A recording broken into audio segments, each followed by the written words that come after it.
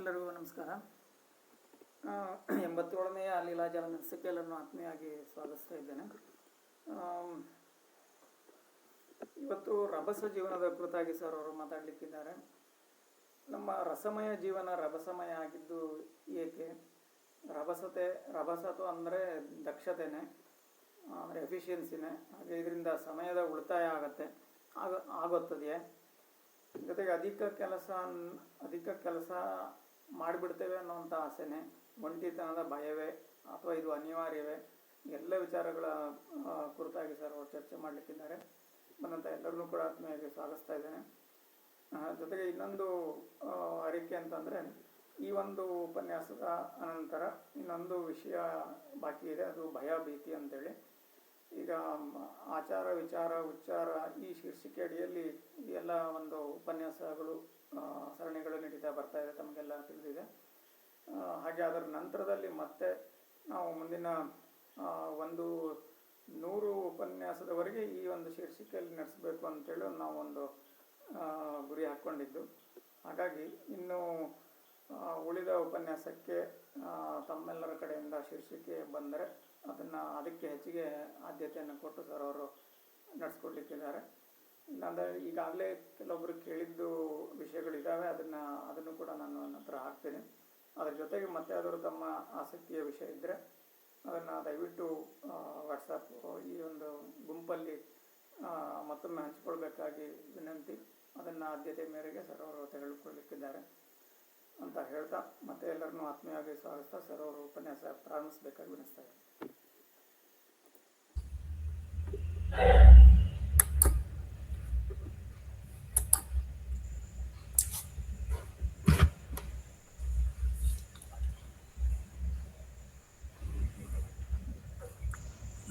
ಮಾತನಾಡಿಸುತ್ತಿರುವ ಎಲ್ಲರಿಗೂ ಗೌರವಪೂರ್ವಕವಾಗಿ ನಮಸ್ಕರಿಸುತ್ತೇನೆ.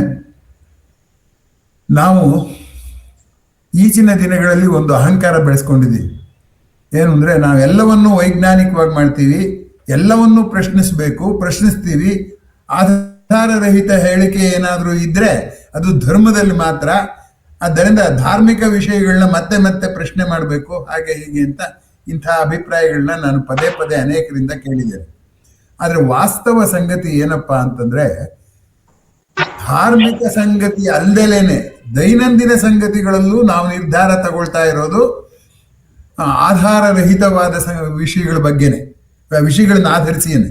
ಈಗ ಉದಾಹರಣೆಗೆ ನಮ್ಗೇನೋ ಒಂದು ಅನ್ಸಿದಾಗ ಏನು ಅನ್ಸುತ್ತೆ, ಇದೇ ಸತ್ಯ ಅನ್ಸುತ್ತೆ. ಆ ಅನ್ಸಿದ್ದಕ್ಕೆ ಯಾವ ಅಧ್ಯಯನ ಮಾಡಿದ್ದೀವಿ, ಯಾವ ಪ್ರಯೋಗ ಮಾಡಿದ್ದೀವಿ, ಯಾವ ಅಳತೆ ಮಾಡಿದ್ದೀವಿ? ಏನೂ ಮಾಡಿಲ್ಲ. ನಂಗೆ ಅನ್ನಿಸ್ತು, ಅದಕ್ಕೆ ಅದು ಸತ್ಯ ಅಂತ ಅನ್ಕೋತೀವಿ. ಹೀಗಾಗಿ ಅದು ಒಂದು ರೀತಿಯಲ್ಲಿ ಮೂಢನಂಬಿಕೆನೇ ಅಲ್ವೇ? ಹಾಗಾಗೋದ್ರಿಂದ ನಾನು ಏನು ನಿಮ್ಮ ಮುಂದೆ ಹೇಳಕ್ ಹೊರಟಿದ್ದೀನಿ ಅಂದ್ರೆ, ಈ ರಭಸ ಜೀವನ ಅನ್ನೋದು ಅಂತಹ ಒಂದು ಮೂಢನಂಬಿಕೆ. ಯಾಕೆ ಅಂತ ನಾನು ಹೇಳ್ತೀನಿ ಅಂತಂದ್ರೆ, ರಭಸ ಜೀವನ ಅಂತ ನಾವು ಹ್ಯಾಕ್ ತೀರ್ಮಾನ ಮಾಡೋದು? ಒಬ್ಬ ಮನುಷ್ಯ ಎಷ್ಟು ವೇಗವಾಗಿ ಕೆಲಸ ಮಾಡಬೇಕೋ ಅದಕ್ಕಿಂತ ಹೆಚ್ಚು ವೇಗವಾಗಿ ಕೆಲಸ ಮಾಡಿದ್ರೆ ಅದನ್ನ ರಭಸ ಜೀವನ ಅಂತ ಕರೀಬಹುದು ಅಂತ ನಾವು ಅನ್ಕೊಳ್ಳೋಣ ಒಂದು ವ್ಯಾಖ್ಯಾನಕ್ಕೆ. ಹಾಗಾದ್ರೆ ಪ್ರತಿಯೊಬ್ಬ ಮನುಷ್ಯನು ಅವನು ವೇಗ ಯಾವುದು ಅಂತ ನಾನು ಅಳೆದಿಲ್ಲ, ಅಳೆಯೋದು ಕಷ್ಟ ಕೂಡ. ಅದಕ್ಕಿಂತ ವೇಗವಾಗಿ ಅವನು ಮಾಡ್ತಿದ್ದಾನೆ ಅಂತ ಏನು ಗೊತ್ತಿಲ್ಲ. ಆ ದೃಷ್ಟಿಯಿಂದ ರಭಸ ಜೀವನ ಅನ್ನೋದೇ ಒಂದು ಅನಿಸಿಕೆ ನಮ್ಗೆ ಅಷ್ಟೇ. ಈಗ ರಭಸ ಜೀವನ ಅನ್ನೋದು ನಮ್ಗೊಂದು ಇಂಪ್ರೆಷನ್ ಅಥವಾ ನನ್ನ ಅನಿಸಿಕೆ ಅಂತಾನೆ ಇಟ್ಕೊಂಡು ಮುಂದೆ ಹೋಗೋಣ. ಈಗ ಈ ದೇಶದಲ್ಲಿ ರಭಸ ಜೀವನವನ್ನು ಯಾವಾಗಲೂ ವಿರೋಧಿಸ್ತಾ ಇದ್ರು. ಅದಕ್ಕೆ ಭಾರತದ ಸಮಾಜ ಸ್ನಿಗ್ಧ ಸಮಾಜ, ವಿಸ್ಕಸ್ ಸೊಸೈಟಿ, ಬೇಗ ಬದಲಾವಣೆಗಳನ್ನ ಒಪ್ಪಿಕೊಳ್ಳೋದಿಲ್ಲ ಅನ್ನೋ ಭಾವನೆ ಈಗಲೂ ಪಾಶ್ಚಿಮಾತ್ಯರಲ್ಲಿ ಇದೆ. ಭಾರತೀಯರನ್ನ ಕಂಡ್ರೆ ಇವ್ರದ್ದೆಲ್ಲ ಏನು ಬದಲಾಗೋದಿಲ್ಲ, ಟ್ರೆಡಿಷನಲ್ ಸೊಸೈಟಿ ಅಂತ. ನಮ್ ಗಾದೆಗಳು ಹಾಗೆ ಇದೆ. ಇದ್ ಕಡೆ ಇರಲ್ಲ, ಬಿದ್ದ ಗೋಡೆ ಹಾಕಲ್ಲ ಅಂತ ಒಂದು ಗಾದೆ ಇದೆ. ಅವ್ನು ಯಾವಾಗ್ಲೂ ಒಂದ್ ಕಡೆ ಇರೋದೇ ಇಲ್ಲ, ಇನ್ನೆಲ್ಲಿಗೋ ಹೋಗ್ತಾನೆ, ಇನ್ನೇನೋ ಕೆಲಸ ಮಾಡ್ತಾನೆ, ಅದನ್ನ ಅರ್ಧ ಮಾಡ್ತಾನೆ ಹೋಗ್ತಾನೆ ಅಂತ. ಅಂದ್ರೇನು? ಇದು ರಭಸ ಜೀವನವನ್ನು ವಿರೋಧಿಸುವ ಗಾದೆ. ಇದ್ ಕಡೆ ಇರೋಲ್ಲ, ಬಿದ್ದ ಗೋಡೆ ಬಿಟ್ಬಿಟ್ಟು ಇನ್ನೆಲ್ಲೋ ಹೋಗ್ತಾನೆ ಅಂತ. ಆಗ್ಲೇ ಹೋದ ವಾರನೂ ಒಂದು ಗಾದೆ ಹೇಳಿದ್ದೆ, ಓಡ್ ಹೋಗೋ ಗಡ್ಡಿ ಹಾಲಿಗೆ ಹೆಪ್ಪಾಗ್ತಾಳೆ ಅಂತ. ಮಾರನೇ ದಿವಸ ಬೇರೆ ಊರಿಗೆ ಹೋಗೋರು ಇಲ್ಲಿ ಹಾಲಿನ ಸುದ್ದಿ ಅವ್ರಿಗೆ ಯಾಕೆ, ಅವ್ರು ಹೋಗೋ ಕಡೆ ಅವ್ರಿಗೆ ಗೀಳು ಅಂತ. ಈ ಗಾದೆಗಳೆಲ್ಲವೂ ಕೂಡ ಸೂಚಿಸ್ತಾ ಇರೋದೇನು ಅಂದ್ರೆ, ನಾವು ಇದಕ್ಕೆ ಹೊಂದಿಕೊಂಡವರಲ್ಲ, ರಭಸ ಜೀವನಕ್ಕೆ ಹೊಂದಿಕೊಂಡವರಲ್ಲ. ಆದ್ರಿಂದ ನಮಗೆ ರಭಸ ಜೀವನ ಅಂದ್ರೆ ಸ್ವಲ್ಪ ಗಾಬರಿನೇ. ಆದರೂ ಕೂಡ ಈಗ ಸಮಾಜ ರಭಸ ಜೀವನದಲ್ಲಿ ಸಾಗ್ತಾ ಇದೆ ಅಂತ ಬಹಳ ಜನ ಹೇಳೋದನ್ನ ನೀವು ಕೇಳಿರ್ತೀರಾ, ನಾನು ಕೇಳಿದ್ದೀನಿ. ಅದನ್ನೇನು ಅಳತೆ ಮಾಡೋಗೋದಿಲ್ಲ. ರಭಸ ಜೀವನ ಅನ್ನುವಂಥದ್ದು ಅನೇಕರ ಅನುಭವಕ್ಕೆ ಬಂದಿರುವಂಥ ಸಂಗತಿ, ಅನೇಕರ ಮಾತುಗಳಲ್ಲಿ ವ್ಯಕ್ತವಾಗಿರುವಂತಹ ಸಂಗತಿ ರಭಸ ಜೀವನ ಅನ್ನೋದು. ಆಯ್ತು, ಈಗ ಇನ್ನೊಂದು ಸ್ವಲ್ಪ ಮುಂದಕ್ಕೆ ಹೋಗೋಣ. ರಭಸ ಜೀವನ ಅನ್ನೋದು ವ್ಯಕ್ತಿಗೆ ಗುಣವಾಚಕವೇ, ವ್ಯಕ್ತಿಯ ಜೀವನ ಕ್ರಮವನ್ನು ಕುರಿತೆ, ಸಮುದಾಯದ ಜೀವನ ಕ್ರಮ ಕುರಿತೆ ಅನ್ನುವಂಥದ್ದನ್ನ ಗಮನಿಸಬೇಕಾಗತ್ತೆ.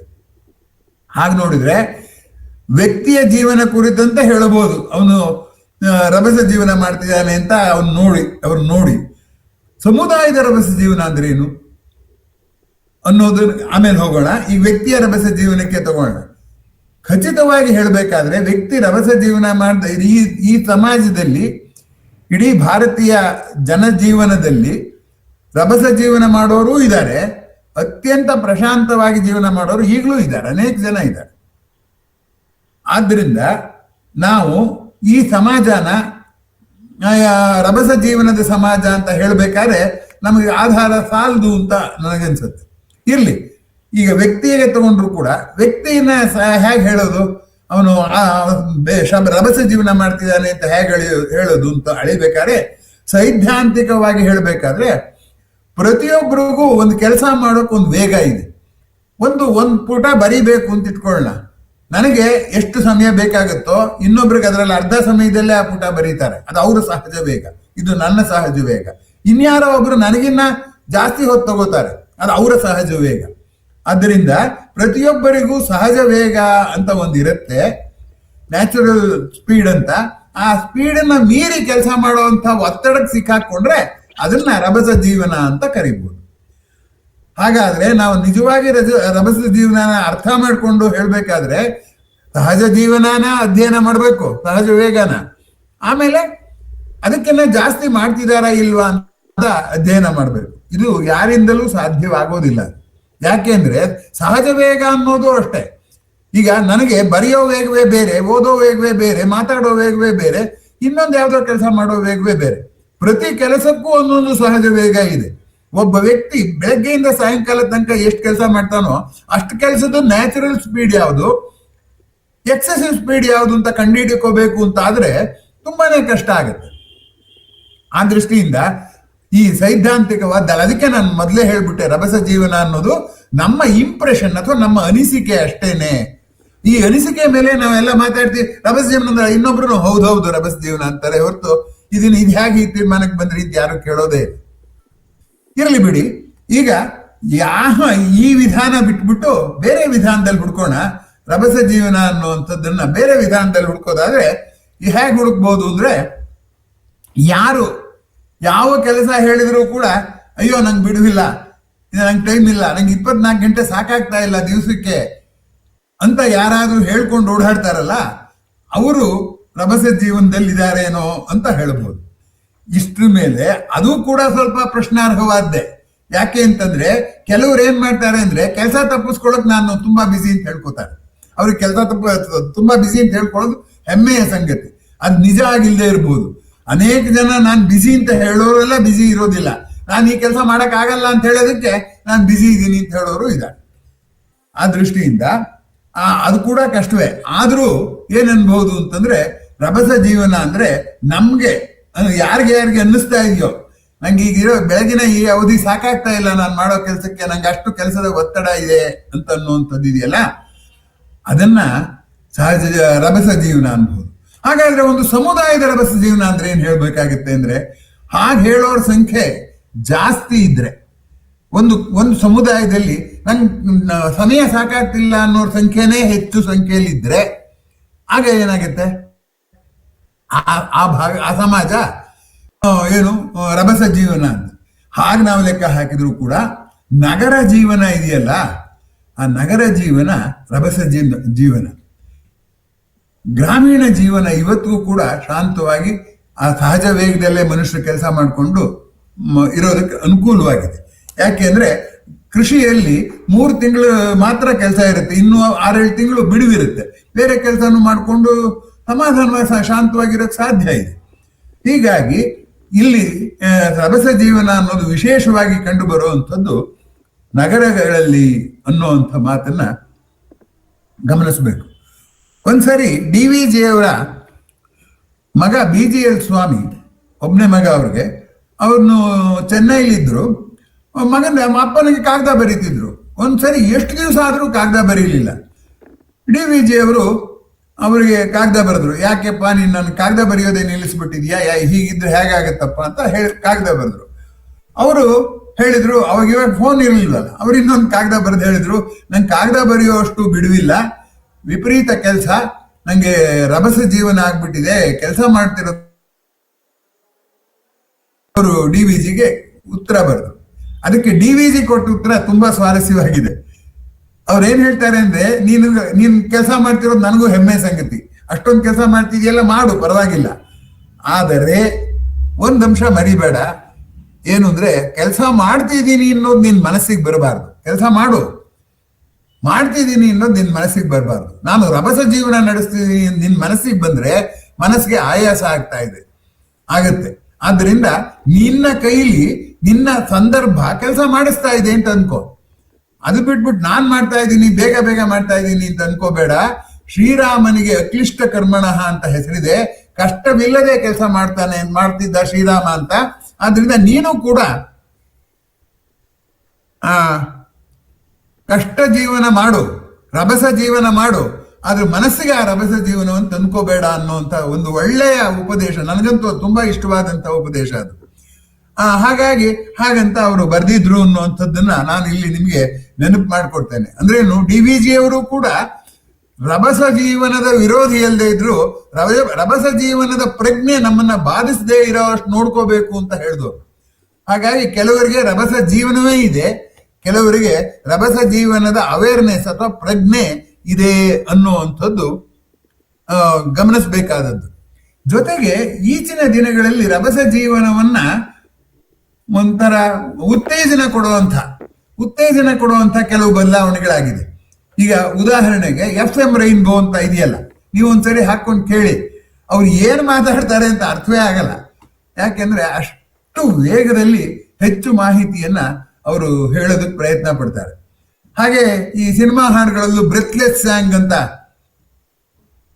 ಹಾಡುಗಳು ಬರ್ತಾ ಇದೆ, ಉಸಿರು ಕಟ್ಟಿ ಹೇಳೋವಂಥದ್ದು. ಅಂತ ಹಾಡುಗಳೆಲ್ಲ ನೋಡಿದಾಗ ಹೌದಲ್ಲ ಬೇಗ ಅಂತ.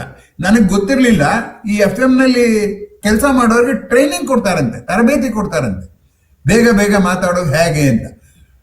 ಹೆಚ್ಚು ಮಾಹಿತಿಯನ್ನ ಕಡಿಮೆ ಅವಧಿಯಲ್ಲಿ ಹೇಳ್ಬೇಕು, ಯಾಕೆಂದ್ರೆ ಬೇರೆ ಅವಧಿ ಅವರಿಗೆ ಜಾಹೀರಾತಿಗೆ ಬೇಕಲ್ಲ. ಹೀಗಾಗಿ ಈ FM ರೈನ್ಬೋ ಅಂತ ಆಕಾಶವಾಣಿಯ ಕೇಂದ್ರಗಳು ನಮಗೆ ರಭಸ ಜೀವನವನ್ನ ಅಭ್ಯಾಸ ಮಾಡ್ಕೊಳ್ಳೋದಕ್ಕೆ ತರಬೇತಿ ಕೊಡುವಂತಹ ಹಂತಕ್ಕೆ ಹೋಗಿದೆ. ಹೀಗಿರುವಾಗ ಈ ರಭಸ ಜೀವನ ಈಚೆಗೆ ನಮಗೆ ಮೊದಲು ರಭಸ ಜೀವನ ಅಂದ್ರೆ ಹೇಳಿದ್ನಲ್ಲ, ಇದ್ ಕಡೆ ಇರಲ್ಲ ಅಂತ, ಆ ಥರ ನೆಗೆಟಿವ್ ಇತ್ತಲ್ಲ, ಈಗ ಪಾಸಿಟಿವ್ ಆಗಿದೆ. ಅನೇಕರು ಬಹಳ ಹೆಮ್ಮೆಯಿಂದ ಹೇಳ್ತಾರೆ, ನಂಗೆ ತುರುಚ್ಕೊಳಕ್ ಪುರ್ಸತ್ತಿಲ್ಲ, ಅಷ್ಟು ಕೆಲಸ ಇದೆ, ಹಾಗೆ ಹೀಗೆ ಅಂತ ಹೇಳ್ತಾರೆ ಅನ್ನುವಂಥದ್ದು ಗಮನಿಸಬೇಕಾದಂಥ ಸಂಗತಿ. ಆಮೇಲೆ ನಾವು ಕೆಲಸ ಮಾಡುವ ವೇಗ ಇದೆಯಲ್ಲ, ನಾನು ಹೇಳಿದ್ನಲ್ಲ, ಸಹಜ ವೇಗಕ್ಕಿಂತ ಹೆಚ್ಚಿಗೆ ಅಂತ. ಆ ಕೆಲಸದ ವೇಗ ಎಷ್ಟು ಅಂಶಗಳ ಮೇಲೆ ಅವಲಂಬಿಸಿದೆ ಗೊತ್ತೇನು? ನನಗೆ ಮನಸ್ಸು ಕೆಟ್ಟೋಯ್ತು, ಯಾರೋ ಬೈದ್ಬಿಟ್ಟ, ನನ್ನ ಕೆಲಸದ ವೇಗ ಕಮ್ಮಿ ಆಗ್ಬಿಡುತ್ತೆ. ನಂಗೆ ಬೇರೆ ಕೆಲಸದ ಒತ್ತಡ ಬಂತು ಅಂತ ಇಟ್ಕೊಳ್ಳೋಣ, ಅವಾಗ ಈ ಕೆಲಸದ ವೇಗ ಕಡಿಮೆ ಆಗ್ಬಿಡುತ್ತೆ. ಅದರಿಂದ ಅದನ್ನ ಅಳತೆ ಮಾಡೋಕೆ ಹೋಗಕ್ಕೆ ಆಗೋದೇ ಇಲ್ಲ. ಅದರಿಂದ ಇದಕ್ಕೆ ಬೇರೆ ದಾರಿ ಇಲ್ಲ. ನಾನು ರಭಸ ಜೀವನದಲ್ಲಿ ಇದೇನೆಯೇ ಅಥವಾ ಅವ್ರ ಪಕ್ಕದವ್ರು ಇದಾರಿಯೇ ಅಂತ ಹೇಳ್ಬೇಕಾದ್ರೆ ನನ್ನ ಅನಿಸಿಕೆ ಅಲ್ಲದೆ ಬೇರೆ ದಾರಿ ಇಲ್ವೇ ಇಲ್ಲ. ಈ ಅನಿಸಿಕೆ ಆಧರಿಸಿ ಎಷ್ಟೊಂದು ನಿರ್ಧಾರ ತಗೋತೀವಿ. ಯಾಕೆ ಧರ್ಮನ ಬೈಬೇಕು? ನಮ್ಗೆ ಅಭ್ಯಾಸ ಆಗಿ ಹೋಗಿದೆ. ಯಾವ್ದಾದ್ರು ಒಂದು ವಿಷಯಕ್ಕೆ ಸಂಬಂಧಪಟ್ಟಾಗೆ ನಂಗೆ ಏನ್ ಅನ್ಸತ್ತೋ ಅದು ಅದೇ ನಿಜ ಅಂತ ನಾನು ಭಾವಿಸ್ಕೋತೀನಿ. ಇರ್ಲಿ ಬಿಡಿ.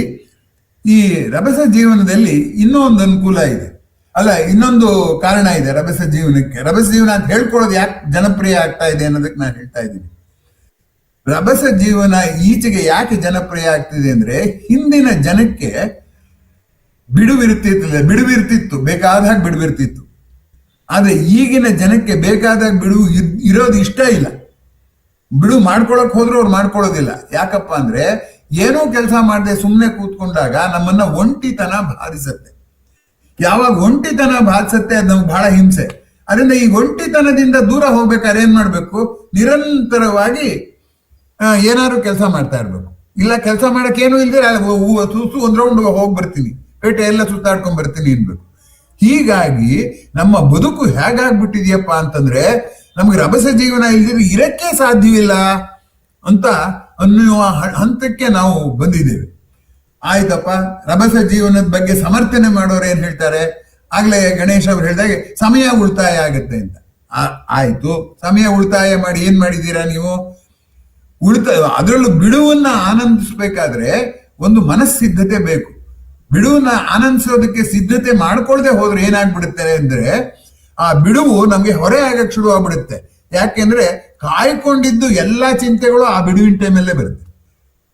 ಯಾರೋ ತಮಾಷೆಯಾಗಿ ಹೇಳ್ತಿದ್ರು, ದೇವರ ಪೂಜೆ ಕೂತ್ಕೊಂಡಾಗ್ಲೇ ಯಾರು ಸಾಲ ಕೊಡ್ಬೇಕಾದ್ ಬಾಕಿ ಇದೆ, ನಾನು ಯಾರಿಗೇನ್ ಕೊಡ್ಬೇಕು ಎಲ್ಲ ಜ್ಞಾಪಕ ಬರುತ್ತೆ ಅಂತ. ಹಾಗಾಗಿ ಒಂದು ತುಂಬಾ ಕಠಿಣವಾದ ಕಲೆ ಒಂಟಿಯಾಗಿರುವಂಥದ್ದು. ಅದಕ್ಕೆ ಆ ಒಂಟಿತನಕ್ಕೆ ಹೆದರಿ ಏನಾರು ಒಂದ್ ಕೆಲಸ ಮಾಡ್ತಿರ್ಬೇಕು, ನಾ ಸುಮ್ಮನೆ ಕೂತಿರೋ ಹಾಗಿಲ್ಲ ಅಂತ. ಏನಾದರೂ ಮಾಡುತ್ತಿರು ತಮ್ಮ ಅಂತ ಒಂದು ಗೋಪಾಲ್ ಕೃಷ್ಣ ಅಡಿಗರ ಪದ್ಯ ಇದೆ. ಆ ಪದ್ಯನು ತಾವು ಒಂದ್ಸರಿ ಪರಾಂಬರಿಸಬಹುದು ಅಂತ ಕಾಣುತ್ತೆ. ಆದ್ರಿಂದ ಸಮಯ ಉಳಿತಾಯ ಆದದ್ದು ಉಪಯೋಗ ಆಗೋದು ಯಾವಾಗ ಅಂದ್ರೆ ಸಮಯ ಉಳಿತಾಯ ಆದದ್ದನ್ನ ಸದ್ವಿನಿಯೋಗ ಮಾಡಿದಾಗ. ಸದ್ವಿನಿಯೋಗ ಮಾಡೋದಕ್ಕೆ ನಾವೊಂದು ಸಿದ್ಧತೆನೆ ಮಾಡ್ಕೊಳ್ದೆ ಸುಮ್ಮನೆ ಇದಕ್ಕಿದ್ದಾಗೆ ನಮ್ಗೊಂದು ಸಮಯದ ಉಳಿತಾಯ ಆಯ್ತು ಅಂತ ಇಟ್ಕೊಳ್ಳೋಣ, ಅವಾಗ ಏನ್ ಅನಾಹುತ ಆಗುತ್ತೆ ಗೊತ್ತೇನು? ಎಲ್ಲ ದುಶ್ಚಿಂತೆಗಳು ಬಂದು ಅದಕ್ಕೋಸ್ಕರ ನಾವೇನ್ ಮಾಡ್ತೀವಿ? ಅವಾಯ್ಡ್ ಮಾಡ್ತೀವಿ ಅಂತ. ಇನ್ನೊಂದು ಅಂಶ ನೋಡಿ, ನನ್ನ ಒಬ್ರು ಸ್ನೇಹಿತರು ಹೇಳ್ತಾ ಇದ್ರು, ನನಗೆ ಮನೆಯಲ್ಲಿ ಕೂತಿರಕ್ಕಾಗಲ್ಲ, ಕಾರಲ್ಲಿ ಹೋಗ್ತಾ ಇರ್ಬೇಕು, ಅದು ಎಲ್ಲಿಗೆ ಏನು ಗೊತ್ತಿಲ್ಲ, ಅದು ಹೋಗ್ತಾ ಇದ್ರೆ ನಾನು ಹಾಯಾಗಿರ್ತೀನಿ ಅಂತ ಹೇಳ್ತಾ ಇದ್ರು. ಅಂದ್ರೆ ಏನಾಯ್ತು? ರಭಸವಾಗಿ ಚಲಿಸುವ ವಾಹನದಲ್ಲಿ ನಾನು ಕೂತ್ರೆ ಏನಾಗುತ್ತೆ? ನಾನು ರಭಸವಾಗಿದ್ದೀನಿ ಅನ್ನುವಂಥ ಒಂದು ಭ್ರಮೆ ಹುಟ್ಟುತ್ತೆ. ಆ ಭ್ರಮೆ ಎಷ್ಟು ಮಜವಾಗಿರುತ್ತೆ, ಯಾಕೆ ಮಜವಾಗಿರುತ್ತೆ ಅಂತ ನೋಡೋಣ.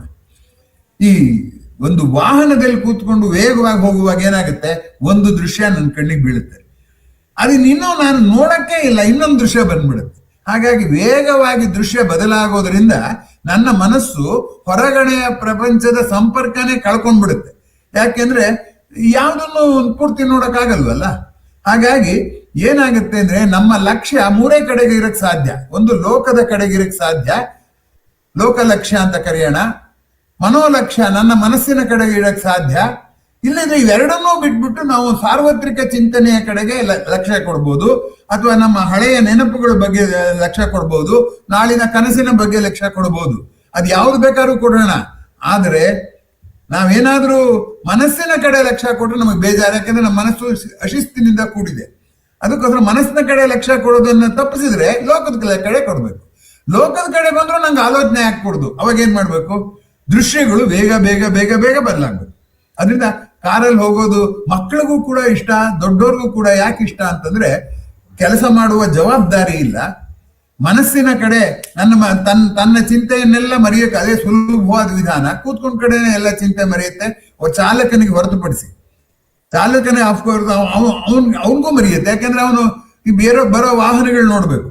ಹಾಗೆ ನೋಡಿದ್ರೆ ಚಾಲಕನಿಗೆ ಎಚ್ಚರಿಕೆ ಇರಬೇಕು, ಇಲ್ಲಿರೋ ವಾಹನ ಅಪಘಾತ ಆಗುತ್ತೆ. ಬಟ್ ಕೂತಿರೋ ವಾಹನದಲ್ಲಿ ಕೂತಿರೋ ಬೇರೆಯವ್ರಿಗೆ ಏನು ಬೇಕಾದಷ್ಟು ಬಿಡುವಿದೆ. ಅದೇನು ಲೋಕದ ದೃಶ್ಯ ನೋಡೋದಕ್ಕೆ ನಾವೇನು ನೋಡಬೇಕಾಗಿಲ್ಲ. ನಾವೇ ಕೂತ್ಕೊಂಡು ನಮ್ಮ ನಾಳೆ ಇವತ್ತು ಅಲ್ಲಿ ಹೋಗ್ತೀನಿ, ಅಲ್ಲಿ ನನ್ನ ಕೆಲಸ ಏನ್ ಮಾಡ್ಬೇಕು, ಹೇಗ್ ಮಾಡ್ಬೇಕು ಅಂತ ಯೋಚನೆ ಮಾಡ್ಕೋಬಹುದು. ಆದ್ರೆ ನಾವು ಮಾಡಕ್ ಇಷ್ಟಪಡಲ್ಲ. ಯಾಕೆಂದ್ರೆ ನೋಡಿ, ಎಲ್ರಿಗೂ ವಿಂಡೋ ಸೀಟೇ ಬೇಕು. ವಿಂಡೋ ಸೀಟ ಯಾಕೆ ಬೇಕು ಅಂದ್ರೆ ನನಗೆ ಏನೂ ಆಲೋಚನೆ ಮಾಡಬಾರ್ದು, ನಾನು ಪ್ರಪಂಚ ನೋಡ್ತಿರ್ಬೇಕು, ಅದೇ ಬದಲಾಗ್ತಾ ಇರ್ಬೇಕು. ಈ ರೀತಿಯ ಧೋರಣೆ ಇದೆಯಲ್ಲ, ಇದು ರಭಸ ಜೀವನದ ಅಪೇಕ್ಷೆ ಅಂತ ನಾನು ತಿಳ್ಕೊಂಡಿದ್ದೀನಿ. ಯಾಕೆ ನಮ್ಗೆ ಯಾವಾಗ್ಲೂ ಹೋಗ್ತಿರ್ಬೇಕು ಅಂತ ಅನ್ಸುತ್ತೆ ಅಂತ ಪೂತಿ ನರಸಿಂಹಾಚಾರ್ಯ ಒಂದು ಪ್ರಬಂಧದಲ್ಲಿ ತುಂಬಾ ಚೆನ್ನಾಗಿ ಬರೀತಾರೆ. ಅವರೆಲ್ಲ ತಿರುಮಕೂಡು ನರಸೀಪುರಕ್ಕೆಲ್ಲ ಹೋಗ್ಬೇಕು ಅನ್ನೋ ಸಂದರ್ಭಕ್ಕೆ ಬಂದಾಗ ಒಂದು ಪ್ರಬಂಧದಲ್ಲಿ ಬರೀತಾರೆ. ಏನು ಅಂದ್ರೆ, ಒಬ್ಬ ಯಾವಾಗ್ಲೂ ರಾಜಸವಾಗಿರ್ತಿದ್ದಂತೆ, ಒಂದ್ ನಿಮಿಷನೂ ಸುಮ್ಮನೆ ಇರ್ತಿರ್ಲಿಲ್ವಂತೆ. ಅದಕ್ಕೆ ಅವನಿಗೆ ಚರೈವೇತಿ ಅಂತ ಶಾಪ ಕೊಟ್ರಂತೆ. ಚರೈವೇತಿ ಅಂದ್ರೆ ಹೋಗ್ತಾ ಇರು, ಚಲಿಸ್ತಾ ಇರು, ಒಂದ್ ಕಡೆ ಕೂತ್ಕೊಬಿಡ, ಸುಮ್ಮನೆ ಕೂತ್ಕೊಂಡ್ರೆ ನಿನ್ ಮನಸ್ಸು ಬಂದು ಹಿಡ್ಕೊಳ್ಳುತ್ತೆ. ಹಾಗೆ ಚರೈವೇತಿ ಅಂತ ಹೇಳಿದ್ರು ಅಂತ ಹೇಳ್ಬೋದು. ರಭಸವಾದದ್ರನ್ನ ಯಾಕೆ ನಾವು ಹಾಗೆ ಇದು ರಭಸವಾದದ್ದರ ಬಗ್ಗೆ ಜನ ಯಾಕೆ ಇಷ್ಟಪಡ್ತಾರೆ ಅನ್ನೋದು, ಈ ಪ್ರವೃತ್ತಿಯನ್ನ ಪ್ರೋತ್ಸಾಹಿಸುವಂತಹ ನಮ್ಮ ಜೀವನ ಶೈಲಿಯೂ ಇದೆ. ಈ ಉದಾಹರಣೆಗೆ ನಾವು ಟಿವಿ ನೋಡ್ತೀವಿ ಅಂತ ಇಟ್ಕೊಳ್ಳೋಣ. ಅದರಲ್ಲೂ ವಿಶೇಷ ನಾವು ಸುಮ್ಮನೆ ಹೇಳ್ತೀವಿ ಧಾರಾವಾಹಿ ನೋಡ್ತೀವಿ ಅಂತ, ಧಾರಾವಾಹಿಗಿಂತ ಹೆಚ್ಚಿಗೆ ನಾವು ನೋಡೋದು ಜಾಹೀರಾತುಗಳು. ಆ ಜಾಹೀರಾತುಗಳನ್ನ ಗಮನಿಸಿ ಒಂದು ಫ್ರೇಮ್, ಒಂದು ದೃಶ್ಯ ಬಂದು ನಾನು ಇನ್ನೂ ನೋಡ್ಬೇಕು ಅಂತಿರುವಾಗಲೇ ಇನ್ನೊಂದು ದೃಶ್ಯ ಬಂದು, ಅಂದ್ರೆ ಏನಾಯ್ತು, ಮನಸ್ಸು ಗ್ರಹಿಸುವ ವೇಗಕ್ಕೂ ಮೀರಿದ ವೇಗದಲ್ಲಿ ಆ ದೃಶ್ಯ ಬದಲಾಗುತ್ತಲ್ಲ. ಆ ದೃಶ್ಯ ಬದಲಾಗೋದು ಏನ್ ಸೂಚಿಸುತ್ತೆ ಅಂತಂದ್ರೆ, ನಮಗೆ ಯಾವುದನ್ನು ಸುಮ್ಮನೆ ಒಪ್ಕೋತಾ ಹೋಗು, ಯಾವುದನ್ನು ಆಳಕ್ಕೆ ಇಳಿಬೇಡ, ಈಜ್ಕೊಂಡು ಮೇಲಿಂದ ಆಸೆ ಈಜ್ಕೊಂಡು ಹೊಟ್ಟೋಗು, ಆಳಕ್ಕೆ ಇಳಿಬೇಡ, ಧುಮುಕ್ಬೇಡ, ಅಲ್ಲಿ ಏನಿದೆಯೋ ಏನೋ ಗೊತ್ತಿಲ್ಲ ನಮ್ಗೆ ಅಂತ. ಹಾಗಾಗಿ ನಮ್ಮ ಬದುಕು ಮೇಲು ಸ್ತರದಲ್ಲಿಯೇ ಬದುಕೋದಾಗಿರೋದ್ರಿಂದ ಅತಿ ದೊಡ್ಡ ಅಪಾಯ ಇದು. ಯಾಕೆಂದ್ರೆ ಆಲೋಚನಾ ಪ್ರವೃತ್ತಿ, ರಭಸ ಜೀವನ ಎರಡೂ ಒಟ್ಟಿಗೆ ಇರೋಕ್ ಸಾಧ್ಯವೇ ಇಲ್ಲ. ಇದು ಒಂದು ಆಲೋಚನಾ ಪ್ರವೃತ್ತಿಯನ್ನ ಕೊಲ್ಲುವ ಪ್ರಯತ್ನ. ನಾವು ಕುರುಡು ಗ್ರಾಹಕರನ್ನಾಗಿ ನಮ್ಮನ್ನ ಬದಲಾವಣೆ ಮಾಡುವಂತ ಒಂದು ಯೋಜನೆ ಇದು ಅನ್ನುವಂಥ ಅಂಶನ ನಾವು ಮರಿಬಾರ್ದು. ಆ ದೃಷ್ಟಿಯಿಂದ ನಾವು ಇದನ್ನು ಹುಡುಗಾಟಿಕೆಯಾಗೂ ತಗೊಳ್ಳೋ ಹಾಗಿಲ್ಲ. ರಭಸ ಜೀವನವನ್ನ ಅನ್ನುವಂಥದ್ದನ್ನ ನಾವು ಗಮನಿಸಬೇಕಾದ್ರೆ, ರಭಸ ಜೀವನದಿಂದ ಬಿಡುವಿಲ್ಲ. ಯಾವುದೇ ವಿಷಯದ ಬಗ್ಗೆ ಬಹಳ ಹೊತ್ತು ಆಲೋಚನೆ ಮಾಡೋ ತಾಕತ್ತಿಲ್ಲ. ಆಮೇಲೆ ನಾನು ಮಾಡಿದ ಸರಿಯೇ ತಪ್ಪೆ ಅಂತ ಸ್ವವಿಶ್ಲೇಷಣೆ, ಸೆಲ್ಫ್ ಅನಾಲಿಸಿಸ್ ಮಾಡ್ಕೊಳ್ಳೋಕೆ ಅವಕಾಶ ಇಲ್ಲ. ಇದು ಯಾವುದೂ ಇಲ್ಲ. ಜೊತೆಗೆ ವೇಗ ಹೇಗೆ ಸ್ಪೀಡ್ ಥ್ರಿಲ್ಸ್ ಬಟ್ ಕಿಲ್ಸ್ ಅಂತ ಹೇಳ್ತಾರಲ್ಲ, ಹಾಗೆ ಈ ವೇಗ ಹೇಗೆ ಅಪಘಾತಕ್ಕೆ ದಾರಿ ಮಾಡಿಕೊಡುತ್ತೋ, ಈ ವೇಗ ಜೀವನ ನಮ್ಮ ಜೀವನವನ್ನ ಏನು ಆನಂದ ಪಡೋಕೆ ಅಂತ ನಾವು ಹುಟ್ಟಿದೀವೋ ಅದೊಂದು ಬಿಟ್ಟು ಇನ್ನೆಲ್ಲ ಕೆಲಸನೂ ಆಗುತ್ತೆ. ಅದೇ ಈ ವಾಹನದಲ್ಲಿ ಹಾರ್ಮೋನ್ ಬಿಟ್ಟು ಎಲ್ಲ ಶಬ್ದ ಮಾಡುತ್ತೆ ಅನ್ನೋ ಹಾಗೆ. ಆ ದೃಷ್ಟಿಯಿಂದ ರಭಸ ಜೀವನ ಅನ್ನೋದು ನಮ್ಮ ಮಿತ್ರ ಅಲ್ಲ, ಅದು ನಮ್ಮ ವೈರಿ ಅನ್ನೋದ್ರಲ್ಲಿ ಎರಡು ಮಾತಿಲ್ಲ. ಯಾಕಪ್ಪ ಅಂತಂದ್ರೆ, ಈಗ ನೋಡಿ, ನಾವ್ ಯಾವ್ದಾದ್ರು ಒಂದು ತೀರ್ಮಾನ ಮಾಡ್ಬೇಕಾದ್ರೆ ಬಿಡುವಾಗ ಆಲೋಚನೆ ಮಾಡ್ಬೇಕಲ್ಲ, ಅದಕ್ಕೆ ಅವಕಾಶ ಮಾಡಿಕೊಡೋದಿಲ್ಲ. ಹೀಗಾಗಿ ಅದಕ್ಕೇನೆ ದೂರದರ್ಶನವನ್ನು ಕೂಡ ಇಡಿಯಟ್ ಬಾಕ್ಸ್ ಅಂತ ಕರೆದಿದ್ದು. ಇಡಿಯಟ್ ಬಾಕ್ಸ್ ಅಂತ ಯಾಕೆ ಕರೆದಿರೋದು ಈ ದೂರದರ್ಶನ ಟಿವಿನ ಅಂತಂದ್ರೆ, ನೋಡ್ತಾ ಇದ್ರೆ ನೀವು ಅವ್ರೇನ್ ತೋರಿಸ್ತಾರೋ ನೋಡುತ್ತಾನೆ, ನೀವೇನು ಆಲೋಚನೆ ಮಾಡೋಗೋದಿಲ್ಲ. ದೃಶ್ಯಗಳು ವೇಗವಾಗಿ ಬದಲಾಗುತ್ತೆ, ಕಾಲ ಕಳೆದು ಹೋಗುತ್ತೆ. ಅದರಿಂದ ಕಾಲ ಕಳೆಯುವ ತಂತ್ರನೂ ಆಗುತ್ತೆ ಹೊರತು ಕಾಲೆಳೆಯುವ ತಂತ್ರನೂ ಆಗುತ್ತದೆ. ಕಾಲ ಕಳೆಯುವ ತಂತ್ರ ಇದೆಯಲ್ಲ ರಭಸ ಜೀವನ, ಕಾಲೆಳೆಯುವ ತಂತ್ರನೂ ಆಗುತ್ತೆ. ಯಾಕೆಂದ್ರೆ ಸ್ವಲ್ಪ ದಿವಸ ಹಾಗೆ ಬದುಕ್ಬಿಟ್ರೆ ನಮ್ಮ ಆಲೋಚನಾ ಶಕ್ತಿ ಹೊರಟೋಗುತ್ತೆ. ಯಾಕೆಂದ್ರೆ ಯಾವುದೇ ಪದ, ಯಾವುದೇ ಅಂಗನ ನಾವು ಉಪಯೋಗಿಸದೆ ಹೋದ್ರೆ ಏನಾಗುತ್ತೆ, ಅದ್ರ ಮೇಲೆ ನಮ್ಮ ಹಿಡಿತ ತಪ್ಪೋಗುತ್ತೆ. ಪ್ರಾಣಿಗಳು ಕಿವಿ ಆಡ್ಸತ್ವೆ, ನಾವು ಕಿವಿ ಆಡ್ಸಲ್ಲ, ಯಾಕಂದ್ರೆ ನಾವು ಉಪಯೋಗಿಸೋದು ಬಿಟ್ಬಿಟ್ವಿ. ಹೀಗಿರುವಾಗ ಈ ರಭಸ ಜೀವನದ ಬಗ್ಗೆ ತುಂಬಾ ಬಹಳ ಗಮನ ಕೊಡಬೇಕಾಗತ್ತೆ ಅನ್ನುವಂಥದ್ದು. ಎರಡನೇ ಅಪಘಾತದ ಅಪಾಯ ಇದೆ ಅಂತ. ಒಂದು, ರಭಸ ಜೀವನ ಇದ್ರೆ ಆ ಧಾವಂತ ಇದೆಯಲ್ಲ, ಅದು ಮಾಡ್ಬೇಕು, ಇದು ಮಾಡ್ಬೇಕು, ಅಲ್ಲಿಗೂ ಹೋಗ್ಬೇಕು, ಇಲ್ಲಿಗೂ ಬರ್ಬೇಕು ಅನ್ನುವಂಥ ಧಾವಂತ ಇದೆಯಲ್ಲ, ಅದು ಕೇವಲ ಮನಸ್ಸಿನ ಮೇಲೆ ಪ್ರಭಾವ ಬೀರೋದಿಲ್ಲ, ಅದು ಇಡೀ ದೇಹ ರಚನೆಯ ಮೇಲೆ ಪ್ರಭಾವ ಬೀರುತ್ತೆ. ಈಚೆಗೆ ಹಾರ್ಟ್ ಅಟ್ಯಾಕ್ಗಳು ಜಾಸ್ತಿ ಅನ್ನೋದು 3 ಕಾರಣ ಹೇಳ್ತಾರೆ. ನಾವು ತಿನ್ನೋ ಆಹಾರದಲ್ಲಿ ಪೊಲ್ಯೂಷನ್ ಇದೆ, ಎಣ್ಣೆ ಜಾಸ್ತಿ ತಿಂತೀವಿ, ಅದಲ್ಲದೇನೆ ಇನ್ನೊಂದು ಕಾರಣವು ರಭಸ ಜೀವನವು ಒಂದು ಕಾರಣ ಅಂತ ಮನೋವಿಜ್ಞಾನಿಗಳು ಹೇಳ್ತಾ ಇದ್ದಾರೆ. ಸಾಧ್ಯವಾದಷ್ಟು ಪ್ರಶಾಂತವಾಗಿರೋದಕ್ಕೆ ಪ್ರಯತ್ನ ಪಡಬೇಕು ಅಂತ ನಮ್ಮಲ್ಲಿ ಮುಂಚೆಯಿಂದ ಹೇಳ್ಕೊಂಡೇ ಬರ್ತಿದ್ದಾರೆ. ಶಾಂತ ಮೂಲೇಕ ಸೌಖ್ಯ ಮೂಲೇದು. ಶಾಂತಿ ಇಲ್ಲದೆ ಇದ್ರೆ ಸುಖ ಎಲ್ಲಿರುತ್ತೆ, ಇರಕ್ಕೆ ಸಾಧ್ಯವಿಲ್ಲ ಅಂತ. ಹೀಗೆಲ್ಲ ಬೇರೆ ದೇಶದವರು ರಭಸ ಜೀವನ ಮಾಡಲಿ, ರಭಸ ಜೀವನವನ್ನು ವಿರೋಧಿಸುವ ನಮ್ಮ ಸಮಾಜವೂ ಕೂಡ ಅವರನ್ನ ನೆಚ್ಕೊಂಡು ನಮ್ಮ ಒಂದು ಜೀವನ ಕ್ರಮವನ್ನೇ ಬದಲಾಯಿಸ್ಕೊಂಡ್ಬಿಡ್ತಿದೀವಲ್ಲ ಅನ್ನೋವಂಥದ್ದು ತುಂಬಾ ವಿಶೇಷವಾಗಿ ಗಮನಿಸಬೇಕಾಗಿರುವಂಥ ಸಂಗತಿ. ಅದಕ್ಕೆ ರಭಸ ಜೀವನದ ಬಗ್ಗೆ ಒಬ್ಬ ಪ್ರಬಂಧ ಬರೆದಿದ್ದಾನೆ. ಅವನು ಹೇಳ್ತಾನೆ, much is seen, nothing is remembered ಅಂತ. ಅಲ್ವಾ? ಬಸ್ಸಲ್ಲಿ ಹೋಗುವಾಗ ಎಷ್ಟು ದೃಶ್ಯ ನೋಡ್ತೀರಾ, ಎಷ್ಟು ಊರುಗಳು ನೋಡ್ತೀರಾ, ಎಷ್ಟು ಮನೆ ನೋಡ್ತೀರಾ, ಇಳಿದ ಮೇಲೆ ಏನ್ ಜ್ಞಾಪಕ ಇದೆ ಹೇಳಿ? do you want to increase the sight or do you want to increase the thinking? ಎರಡೇ ಚಾಯ್ಸ್ ಇದೆ ನೋಡಿ. ಒಂದು ಆಲೋಚನೆ ಮಾಡ್ಬೇಕಾದ್ರೆ ಎಲ್ಲ ಪಕ್ಕಕ್ಕೆ ಇಟ್ಬಿಟ್ಟು ನಾವು ಆಲೋಚನೆ ಮಾಡ್ಬೇಕು. ವಾಲ್ಮೀಕಿ ಅಂತ ಯಾಕೆ ಕರೀತಾರೆ, ನಾವು ಹುತ್ತದೊಳಗೆ ಹಾಕಿದ್ದ ಅಂತ ಪ್ರಪಂಚದ ಅನುಭವ ಪಡ್ಕೊಂಡಿದ್ದನ್ನ ಪ್ರಪಂಚದಲ್ಲೇ ಕೂತ್ಕೊಂಡು ಬರೆಯಕ್ಕಾಗಲ್ಲ, ಬಿಡುವಿನಿಂದ ಬರಿಬೇಕಾಗುತ್ತೆ. ಆ ಹುತ್ತ ಇದೆಯಲ್ಲ, ಹುತ್ತನ್ ಕೆಡವಿರೋ ಅಂತ ಕಥೆ ಇದು. ಆ ದೃಷ್ಟಿಯಿಂದ we see too much but we think very less. ನಾವು ಲೋಚನದಲ್ಲಿ ಕೆಲಸ ಮಾಡುವಾಗ ಆಲೋಚನೆ ಬರೋಲ್ಲ. ಆಲೋಚನೆ ಮಾಡುವಾಗ ಲೋಚನ ಕಣ್ಣು ಮುಚ್ಚಬೇಕು, ಫೋರ್ಸಿಬಲ್ ಆಗಿ ಕಣ್ಣು ಮುಚ್ಚಬೇಕು. ನಾವು ಜಿತವಾಗಿ ಕೂತ್ಕೋಬೇಕು ಅಂತ ಹೇಳ್ತಾರಲ್ಲ, ಜಿತವಾಗಿ ಕೂತ್ಕೊಂಡ್ರೆ ಏನರ್ಥ? ಮನಸ್ಸನ್ನ ಏಕಾಗ್ರತೆ ಮಾಡುವುದ್ರೆ ಏನರ್ಥ? ಮನಸ್ಸಿನ ವೇಗವನ್ನು ತಗ್ಗಿಸು ಅಂತ. ಆ ದೃಷ್ಟಿಯಿಂದ ನಮ್ಮ ದೇಹವೇ ಒಂದು ವಿಚಿತ್ರ. ದೇಹಕ್ಕೆ ವೇಗವಾಗಿ ಹೋಗೋದು ಬೇಕಾಗಿಲ್ಲ, ಅದು ಜಡ. ಮನಸ್ಸಿಗೆ ಯಾವಾಗ್ಲೂ ವೇಗವಾಗಿ ಹೋಗ್ಬೇಕು. ಆದ್ರೆ ಮನಸ್ಸೇ ದೇಹದ ಮೇಲೆ ಕೂತಿರೋ ಸವಾರ. ಕೊನೆ ನಿರ್ಧಾರ ಯಾವ್ದು? ಮನಸ್ಸಿಂದು. ಆ ಮನಸ್ಸಿನ ವೇಗ ತಗ್ಗಿಸದೇ ಇದ್ರೆ ಪ್ರಪಂಚ ನಮ್ಗೆ ಅರ್ಥವಾಗೋದೇ ಇಲ್ಲ. ಆದ್ದರಿಂದ ಮನಸ್ಸಿನ ವೇಗ ತಗ್ಗಿಸೋದು ಬಿಟ್ಟು ಮನಸ್ಸಿನ ಹಾಗೆ ದೇಹವೂ ವೇಗವಾಗಿ ಹೋಗ್ಬೇಕು ಅಂತ ನಾನು ಹೋದ್ರೆ ಏನಾಗತ್ತೆ ಹೇಳಿ? ಈಗ ನನ್ಗೆ ಯಾವ್ದು ಮಾದರಿ? ದೇಹ ಮಾದರಿನೋ ಮನಸ್ಸು ಮಾದರಿಯೋ ಅಂತ ನಾವು ಯೋಚನೆ ಮಾಡಿದ್ರೆ ಎರಡು ಒಂದೇ ಇದೆ. ಅದು ಸ್ಥೂಲ ಶರೀರ, ಇದು ಸೂಕ್ಷ್ಮ ಶರೀರ ಅಂತ ನೀವು ಹೇಳ್ಬೋದು. ಆದ್ರೆ ಗಮನಿಸಿ, ಪರಿಣಾಮದ ದೃಷ್ಟಿಯಿಂದ ಏನಾಗುತ್ತೆ? ಮನಸ್ಸಿನ ವೇಗಕ್ಕೆ ಹೋಗಲಾರದೆ ದೇಹ ಬಲಾತ್ಕಾರವಾಗಿ ನೀವು ಅದನ್ನು ಎಳೆದಾಡಿದ್ರೆ ಅದು ಅನಾರೋಗ್ಯಕ್ಕೆ ದಾರಿ ಮಾಡಿಕೊಡುತ್ತೆ ಅನ್ನುವಂಥದ್ದು ಗಮನಿಸಬೇಕಾಗಿದ್ದು. ಇನ್ನೊಂದೇನಪ್ಪ ಅಂದ್ರೆ, ನಾವು ಬಸ್ನಲ್ಲಿ ಪ್ರಯಾಣ ಮಾಡ್ತೀವಿ ಅಂತ ಇಟ್ಕೊಳ್ಳೋಣ. ಅವಾಗ ಎಷ್ಟು ತರ ತೊಂದರೆ ಇದೆ ನೋಡಿ. ಊಟ ತಿಂಡಿ ಮನೇಲಿ ಮಾಡಿದಾಗ ಮಾಡೋಕ್ಕಾಗಲ್ಲ. ಸರಳ ಸಂತೋಷಗಳು ಯಾವುದೋ ಒಂದು ನಾವು ಬರೆಯೋದು, ಮಾತಾಡೋದು, ಅಂತ ಸಂತೋಷಗಳೆಲ್ಲ ಮರ್ತೋಗುತ್ತೆ. ನೀವು ಒಂದಷ್ಟು ದಿವಸ ಪ್ರಯಾಣ ಮಾಡ್ಕೊಂಡಿದ್ದು ಬಿಟ್ರೆ ಎಲ್ಲವೂ ಮರ್ತೋಗುತ್ತೆ. ಹಾಗಾಗಿ ಇದು ತುಂಬಾ ಗಮನಿಸಿ ನಾವು ತೀರ್ಮಾನ ತಗೋಬೇಕು ಅನ್ನುವಂಥದ್ದು ಗಮನಿಸಬೇಕಾದ್ದು. ಎಫಿಷಿಯನ್ಸಿ ಅಂತ ಏನಾದ್ರು ನಾವು ಒಬ್ಬ ಮನುಷ್ಯನ ಅವನ ದಕ್ಷತೆ, ಕಾರ್ಯದಕ್ಷತೆಯಿಂದ ನಾವು ಅಳೆಯೋದಾದ್ರೆ ರಭಸ ಜೀವನ ಕಾರ್ಯದಕ್ಷತೆಗೆ ಎಂದೆಂದಿಗೂ ಪೂರಕವಾಗಿರೋದಿಲ್ಲ. ಯಾಕಪ್ಪ ಅಂತಂದ್ರೆ ಆ ರಭಸ ಜೀವನದ ಓಟಕ್ಕೆ ನಮ್ಮ ಸರಳ ಸಂಗತಿಗಳೆಲ್ಲ ಹೊರಟೋಗುತ್ತೆ. ಎಲಿಜಿಯಾನೆ ಬಟರ್ಫ್ಲೈ ಅಂತ ಒಂದು ಇಂಗ್ಲಿಷ್ನಲ್ಲಿ ಪದ್ಯ ಇದೆ. ಎಲಿಜಿಯಾನೆ ಬಟರ್ಫ್ಲೈ ಅನ್ನೋ ಪದ್ಯದಲ್ಲಿ ಏನ್ ಹೇಳ್ತಾರೆ ಅಂದ್ರೆ, ವೇಗವಾಗಿ ಚಲಿಸುವ ಚಕ್ರಕ್ಕೆ ಸಿಕ್ಕಿ ಒಂದು ಯಾವುದು ಚಿಟ್ಟೆ, ಬಣ್ಣ ಬಣ್ಣವಾಗಿ ಸುಂದರವಾಗಿ ಓಡಾಡ್ತಿದ್ದ ಚಿಟ್ಟೆ ಸತ್ತೋಯ್ತು ಅಂತ. ಅಲ್ಲ, ಒಂದು ಚಿಟ್ಟೆ ಸತ್ತೋದಕ್ಕೆ ಅದಕ್ಕೊಂದು ಪದ್ಯ ಬರಿಬೇಕೆ? ಅದಕ್ಕೆ ಅದಕ್ಕೆ ಇದನ್ ಮಾಡ್ಬೇಕೆ? ಸಂಕಟ ವ್ಯಕ್ತಪಡಿಸ್ಬೇಕೆ? ಎಲಿಜಿ ಅಂದ್ರೆ ಯಾರು ತೀರ್ಕೊಂಡ್ರಲ್ಲ ಅವ್ರಿಗೆ ಬರೆಯುವಂತ ಚರಮಗೀತೆ ಅಂತ ಕರೀತಾರೆ ಅದನ್ನ. ಆ ಚರಮಗೀತೆ ಅದು. ಚಿಟ್ಟೆ ಮೇಲೆ ಯಾಕಪ್ಪ ಅವ್ರು ಚರಮಗೀತೆ ಬರೆದ್ರು ಅಂತ ನಮ್ಗೆ ಅನಿಸ್ಬೋದು. ಆದ್ರೆ ವಾಸ್ತವ ಸಂಗತಿ ಏನು ಗೊತ್ತಾ? ಚಿಟ್ಟೆ ಅನ್ನೋದು ರೂಪಕ. ಚಿಟ್ಟೆ ಎಷ್ಟು ಹಗುರವಾಗಿ ನಾನು ತನ್ನ ಬಣ್ಣವನ್ನು ಇನ್ನೊಬ್ಬರಿಗೆ ತೋರಿಸ್ತಾ, ಅಲ್ಲಿ ಎಲ್ಲೋ ಒಂದ್ ಕಡೆ ಹೂವಲ್ಲಿ ಮಧುವನ್ನ ಹೀರ್ತಾ, ಆ ಹೂವನ್ನು ನೋಡಿದ್ರೆ ಹೀರೋಕ್ ಮುಂಚೆನೆ ಸಂಭ್ರಮ ಪಡ್ತಾ, ಹೀರುವಾಗ್ಲೂ ಸಂಭ್ರಮ ಪಡ್ತಾ, ಇಷ್ಟೆಲ್ಲ ಸಂಭ್ರಮ ಪಡುತ್ತೆ ಚಿಟ್ಟೆ.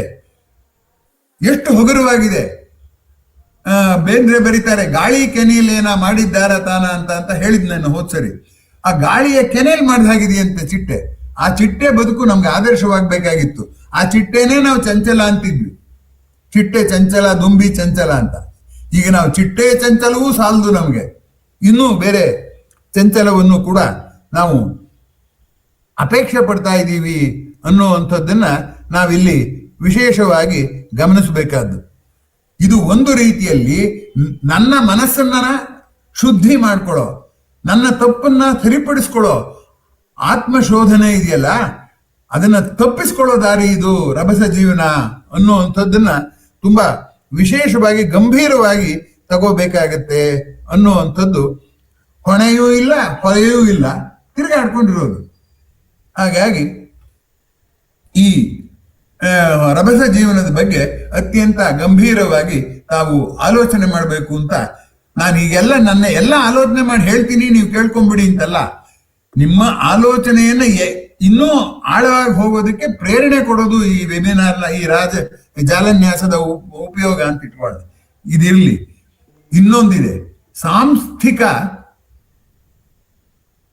ರಭಸ ಜೀವನ ಅಂತ ನಾನು ಕರಿತೇನೆ ಅದನ್ನ. Institutional speedy living. ಅದ್ ಹೆಂಗೆ ಅಂದ್ರೆ, ಎಲ್ಲ ಕೆಲಸನೂ ಇನ್ನೊಂದು ವಾರದೊಳಗೆ ಆಗ್ಬಿಡ್ಬೇಕು ಅಂತ ಅನೇಕ ಜನ ತುಂಬಾ ಆಸೆ ಪಟ್ಟು ಕಂಪ್ಯೂಟರ್ನ ಉದ್ಯೋಗಕ್ಕೆ ಹೋಗಿರುವಾಗ ಆ ಕಂಪ್ಯೂಟರ್ ಉದ್ಯೋಗಕ್ಕೆ ಹೋದಾಗ ಅವ್ರಿಗೆ ಎಲ್ಲವೂ ಕಾಲಬದ್ಧವಾಗಿ ಆಗ್ಬೇಕು ಅಂತ ಒತ್ತಡ ಹಾಕಿದಾಗ ಅನೇಕರು ಆತ್ಮಹತ್ಯೆ ಮಾಡ್ಕೊಂಡು ನಂಗೆ ಸಂಬಳ ಬೇಡ, ನಂಗೆ ನೆಮ್ಮದಿ ಬೇಕು, ಇಲ್ಲಿ ಈ ರಭಸ ಜೀವನದಲ್ಲಿ ನಂಗೆ ನೆಮ್ಮದಿ ಸಿಗಕ್ಕೆ ಸಾಧ್ಯ ಇಲ್ಲ ಅಂತ ಅನೇಕ ಜನ ಆತ್ಮಹತ್ಯೆ ಮಾಡ್ಕೊಂಡು, ಅನೇಕ ಜನ ಬೆಂಗಳೂರು ನನ್ಗೆ ಗೊತ್ತಿರೋ ಅನೇಕ ಶಿಷ್ಯರಿದ್ದಾರೆ, ಅವರೆಲ್ಲ ಬಿಟ್ಬಿಟ್ಟು ಒಬ್ಬ ಅಂತೂ ಸೋಷಿಯಲ್ ಸೈನ್ಸ್ ಪಾಠ ಮಾಡ್ತಿದ್ದಾನೆ, ಸೈನ್ಸ್ ಎಲ್ಲ ಓದ್ದೋನು ಒಂದು ಸ್ಕೂಲಲ್ಲಿ. ಯಾಕೆಂದ್ರೆ ಆ ರಭಸ ಜೀವನ ಮಾತ್ರ ನನಗೆ ಬೇಡ ಅಂತ. ನಾವು ರಭಸ ಜೀವನನ ನೋಡಿ ಇರೋದ್ರಿಂದ ನಮಗೆ ಗೊತ್ತಾಗಲ್ಲ, ಆ ರಭಸ ಜೀವನದಲ್ಲಿ ಭಾಗವಹಿಸಿದವರಿದಾರಲ್ಲ ಅವ್ರಿಗೆ ಗೊತ್ತಾಗುತ್ತೆ.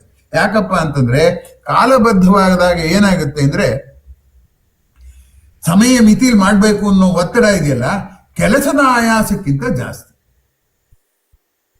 ಅದು ತುಂಬಾ ಗಮನಿಸಬೇಕಾದಂಥದ್ದು. ಕೆಲಸದ ಆಯಾಸಕ್ಕಿಂತ ಜಾಸ್ತಿ. ಹೋಗ್ಲಿ, ಆ ಸಮಯವನ್ನ ನಿರ್ಧಾರ ಮಾಡೋದು ಏನು ತುಂಬಾ ಲೆಕ್ಕಾಚಾರ ಹಾಕಿ ಮಾಡ್ತಾರ. ಹೌ ಮೆನಿ ವ್ಯಾನ್ ಅವರ್ಸ್ ಅಂತೆಲ್ಲ ಮಾತಾಡ್ತಾರೆ ಇಂಡಸ್ಟ್ರಿಲಿ. ಒಂದು ನೋಡಿ, ಫಿಸಿಕಲ್ ವರ್ಕ್ನಾರು ಲೆಕ್ಕ ಹಾಕ್ಬೋದು. ಈಗ ಎಷ್ಟು ಸೂಜಿ ಒಂದ್ ನಿಮಿಷದಲ್ಲಿ ಪೋಣಿಸ್ಬೋದು ಅಂತ 100 ಜನಕ್ಕೆ ಕೊಟ್ಟು ಎಷ್ಟು ಸಮಯ ತಗೊಂಡ್ರು ಅಂತ ಹೇಳಿ ಸರಾಸರಿ ತಗೊಂಡು ಏನಾದ್ರು ಮಾಡ್ಬೋದೇನೋ, ಎಷ್ಟು ಸಮಯ ಬೇಕು ಅಂತ. ಬೌದ್ಧಿಕ ಕೆಲಸಕ್ಕೆ ಅದು ಮಾಡಕ್ ಸಾಧ್ಯವೇ ಇಲ್ಲ. ಹೇಗೆ ಮಾಡ್ತೀರಾ ಬೌದ್ಧಿಕ ಕೆಲಸವನ್ನ? ಎಷ್ಟು ವೇಗದಲ್ಲಿ ಅಂತ ಅನ್ನೋದು ಹೇಗೆ ಹೇಳಕ್ಕಾಗುತ್ತೆ? ಬೌದ್ಧಿಕ ಕೆಲಸ ಮಾಡ್ತಿರುವಾಗ ನನ್ಗೆ ಇದ್ದಕ್ಕಿದ್ದಾಗೆ ತಲೆನೋವು ಬಂತು, ವೇಗ ಹೊರಟೋಯ್ತು. ಇದು ತುಂಬಾ ಕಷ್ಟವಾದಂತ ಸಂಗತಿ. ಆದ್ರೆ ಈಗ ನಮ್ಗೆ ಒತ್ತಡಗಳು ಎಷ್ಟು ಬರ್ತಾ ಇದೆ ಅಂದ್ರೆ, ಏನೋ ಒಂದ್ ಮಾಡು, ಒತ್ತಡ ಹಾಕು, ಹೇಗಾರು ಅವ್ರ ಕೈಲಿ ಕೆಲಸ ಮಾಡಿಸು ಅನ್ನುವ ಅನಿವಾರ್ಯ ಜೀವನ ಕ್ರಮವನ್ನ ನಮಗೆ ಗೊತ್ತಿಲ್ದಲೇನೆ ನಾವು ರೂಢಿಸ್ಕೊಂಡ್ಬಿಟ್ಟಿದ್ದೀವಿ. ಅದಕ್ಕೋಸ್ಕರ ಇದು ಗಂಭೀರವಾಗಿ ಯೋಚನೆ ಮಾಡಬೇಕಾದಂತ ವಿಷಯ ಅಂತ ನಾನು ನಿಮ್ಮ ಗಮನಕ್ಕೆ ತರೋದಕ್ಕೆ ಬಯಸ್ತೀನಿ. ಆತ್ಮೀಯರೇ, ಆಲೋಚನೆ ಅನ್ನುವಂಥದ್ದು, ದೇಹ ಅನ್ನುವಂಥದ್ದು, ಮನಸ್ಸು ಅನ್ನುವಂಥದ್ದನ್ನ ಲಕ್ಷ್ಯ ಕೊಡಬೇಕಾದ್ರೆ ಕೊಡೋ ರೀತಿಯಲ್ಲಿ ನಾವು ಜೀವನ ಮಾಡಬೇಕೆ ಹೊರತು ನನಗೇನಾಗ್ತಿದೆ ಅಂತಾನೆ ಗೊತ್ತಿಲ್ಲದೆ ಇದ್ರೆ ಹೇಗಾಗತ್ತೆ? DVG ಅವರು ಅಂತಃಪುರ ಗೀತೆಯಲ್ಲಿ ಒಂದು ಪದ್ಯ ಬರೆದಿದ್ದಾರೆ. ಅದು ನಿಜವಾಗಿ ನಿಮ್ಮ ಲಭ್ಯ ಇದ್ರೆ ಖಂಡಿತ ಓದಿ ಆ ಪದ್ಯನ. ಅವರು ಅದರಲ್ಲಿ ರಭಸ ಜೀವನ ಪ್ರಸ್ತಾಪ ಮಾಡಿದ್ದಾರೆ. ಅವ್ರು ಹೇಳ್ತಾರೆ, ರಭಸ ಅನ್ನೋ ಪದನೇ ಬಳಸಿದ್ದಾರೆ. ನೃತ್ಯದ ರಭಸವಿದೇನೆ, ಮತ್ತಲ್ಲಿ ಮೈಯನ್ನು ಮರೆತಿಹೇನೆ. ಮೈಯನ್ನು ಚೆನ್ನಾಗಿ ಇಟ್ಕೊಂಡು ಜೀವನ ನೋಡಿ ಸಂತೋಷ ಪಡಕ್ ನೀನು ಈ ಪ್ರಪಂಚಕ್ಕೆ ಬಂದಿರೋದು. ಏನಿದು ನೃತ್ಯದ ರಭಸ? ನೋಡಿ, ಒಂದು ಶಿಲಾಬಾಲಿಕೆ ಹೇಗೆ ಕಾಣ್ತಾಳೆ DVG ಅವ್ರಿಗೆ. ನೃತ್ಯದ ರಭಸವಿದೇನೆ, ಮತ್ತಲ್ಲಿ ಮೈಯನ್ನು ಮರೆತಿಹೇಯೇನೆ, ಪುತ್ಥಳಿಯೊಡಲು ಬಾಡದೇನೆ. ನಿನ್ ದೇಹ ಪುತ್ಥಳಿ ಬೊಂಬೆ, ಅದು ಹೊಡೆದೋಗುತ್ತೆ, ಅದಕ್ಕೂ ಬಾಡದಿಲ್ವೇ? ನೀನ್ ಎಷ್ಟೇ ಕುಣಿದ್ರೂ ಚನ್ನಕೇಶವ ಒಲಿದಿದ್ರೆ ನಿಂಗೇನು ಜೀವನದಲ್ಲಿ ಏನು ಸಿಗೋದಿಲ್ಲ ಅಂತ ಕಿವಿ ಮಾತನ್ನು ಕೂಡ DVG ಅವರು ಹೇಳ್ತಾರೆ. ಹೀಗಾಗಿ ಆ ಎಚ್ಚರಿಕೆಗಳನ್ನ ಪಾಶ್ಚಿಮಾತ್ಯ ಸಮಾಜದಲ್ಲಿ ಹೇಳೋರೇ ಇಲ್ಲ. ಇಲ್ಲಿ ನಮ್ಮಲ್ಲಿ ಧಾರಾಳವಾಗಿ ಆಮೇಲೆ ಅಣಕಿಸ್ಕೊಳ್ಳೋರು ಏನಂದ್ರೆ, ಯಾರು ರಭಸ ಜೀವನ ಮಾಡಿದ್ರೆ ಅವನಿಗೇನ್ ಜೀವನದ ಏನು ಸುಖವಿಲ್ಲ, ಒದ್ದಾಡ್ತಾನೆ ಅಂತ ಕನಿಕರ ತೋರಿಸೋರು, ಇಲ್ಲ ಕೋಪಿಸ್ಕೊಳ್ಳೋರು. ಇನ್ನೂ ಒಂದು ಗಾದೆ ಇದೆ, ಅದು ಅರೆ ಬಡಿದ್ರೆ ನಿಂತಾಳೆ ಹೊಲಗೇರಿ ಲೆಕ್ಕಿ ಅಂತ. ಹೊಲಗೇರಿ ಅನ್ನೋ ಪದನ ದಯಮಾಡಿ ಜಾತಿಯಾಗಿ ತಗೋಬೇಡಿ. ಆ ಗಾದೆಯನ್ನ ನಾನು ಇವಾಗ ಯಾಕೆ ಹೇಳಿದೀನಿ ಅನ್ನೋದನ್ನ ಗಮನಿಸಿ. ಆಕೆಗೆ ಎಲ್ಲೋ ಊರಾಚೆ ಎಲ್ಲೋ ತಮಟೆ ಬಡಿದ್ರೆ ಅವಳು ಮನೇಲಿರಕ್ಕ, ಅಲ್ಲಿಗೆ ಹೋಗ್ಬಿಡ್ಬೇಕು ಅವಳು. ಹಾಗೆ ಈ ರೀತಿಯ ಒಂದು ಧೋರಣೆ ಇದೆಯಲ್ಲ, ಆ ಧೋರಣೆ ದೌರ್ಬಲ್ಯವಾಗಿ ನೋಡ್ತಾ ಇತ್ತು ಸಮಾಜ. ಇವತ್ತು ಅದನ್ನ ಹೆಮ್ಮೆಯಾಗಿ ನೋಡೋರು ಕೆಲವರು, ಅನಿವಾರ್ಯ ಅಂತ ಕೆಲವರು ಅನ್ಕೋತಾರೆ. ಇದಿಲ್ಲದೆ ನನ್ನ ರಭಸ ಜೀವನ ಇಲ್ಲ, ನನಗೆ ಬದುಕಿರಕ್ಕೆ ಆಗಲ್ಲ ಅಂತ ಹೆಮ್ಮೆ ಅಂತ ಅನ್ಕೋತಾರೆ. ಆಮೇಲೆ ಸಮಯದ ಉಳಿತಾಯ ಅಂತ ಬೇರೆ ಬೇರೆ ಸಮರ್ಥನೆಗಳನ್ನ ಹುಡುಕೋತಾ ಇದ್ದೀವಿ ಅಂತ. ಆದ್ರೆ ನಮ್ಗಿನ್ನೂ ಈ ರಭಸ ಜೀವನದ ಅಪಾಯ ಸ್ಪಷ್ಟವಾಗಿಲ್ವೇನೋ ಅಂತ ನನಗೆ ಅನ್ಸತ್ತೆ. ಆಮೇಲೆ ಇನ್ನೊಂದೇನಪ್ಪ ಅಂತಂದ್ರೆ, ಯಾವ್ದಾದ್ರು ಒಂದು ಕೆಲಸ ಒಪ್ಕೋಬೇಕಾದ್ರೆ ಇಷ್ಟೊತ್ತಿಗೆ ಇಷ್ಟು ದಿವಸ ಈಗ ನೋಡಿ, ನಾವು ಬೈತಿರ್ತೀವಿ ಟೈಲರ್ಗಳವ್ರೆ, ಅಗಸರು ಟೈಲರ್ಗಳವ್ರೆ, ಯಾವಾಗ್ಲೂ ಕೂಡ ಅವ್ರು ಹೇಳಿದ ಟೈಮ್ಗೆ ಅವ್ರು ಬಟ್ಟೆ ಕೊಡೋದಿಲ್ಲ. ಅವಾಗೆಲ್ಲ ಬೈತಿರ್ತೀವಿ ನೋಡಿ, ಅವ್ರಿಗೆ ಕೆಲಸದ ಪರಿಜ್ಞಾನ ಎಲ್ಲ ಕೊಡ್ತೀನಿ ಅಂತ ಸುಮ್ನೆ ಒಪ್ಕೊಂಡ್ಬಿಡ್ತಾರೆ, ಯಾವಾಗ್ಲೂ ತಡ ಮಾಡ್ತಾರೆ ಅಂತ ನಾವು ಬೈತಿರ್ತೀವಿ. ನಿಜ, ಅವರೆಲ್ಲ ಸಮಯ ಸರಿಯಾಗಿ ಕೊಟ್ಬಿಟ್ಟಿದ್ರು ಅಂತ ಇಟ್ಕೊಳ್ಳೋಣ. ಅವಾಗ ಏನಾಗ್ತಿತ್ತು ಅಂದ್ರೆ, ನಮ್ ಬಟ್ಟೆ ಸಿಗ್ತಿತ್ತು, ಅವ್ರು ನೆಗೆದು ಬಿದ್ದು ಹೋಗ್ತಿತ್ತು. ಅವ್ರದ್ದು ಎಷ್ಟು ಅಂತ ಮಾಡಕ್ಕಾಗತ್ತೆ? ಆಗಲ್ಲ. ಇಲ್ಲ ಅಂತ ಹೇಳಿ ಬೈದ್ರು ಸರಿಯೇ, ನನ್ನ ಕೈಲಾಗೋ ವೇಳೆಗೆ ತಂದು ಕೊಡ್ತೀನಿ, ಇನ್ನು ಹೊತ್ತಿಗೆ ಅವ್ರು ಹಾಗೂ ಹೀಗೂ ಬದುಕಿದ್ರು. ಈಗ ಟೈಲರ್ಗಳು ಬೇರೆ ತರದ ಸಮಸ್ಯೆ ಬಂದಿದೆ ಬಿಡಿ. ಅವ್ರಿಗೆ ಕೆಲಸವೇ ಇಲ್ಲದೆ ಇರೋ ಹಾಗೆ ನಮ್ಮ ಈ ಸಿದ್ಧ ಉಡುಪಿನ ಕಂಪನಿಯವರು ಅವ್ರನ್ನ ಮುಳುಗಿಸ್ಬಿಟ್ಟಿದ್ದಾರೆ. ಅದು ಆಮೇಲೆ ಮಾತು.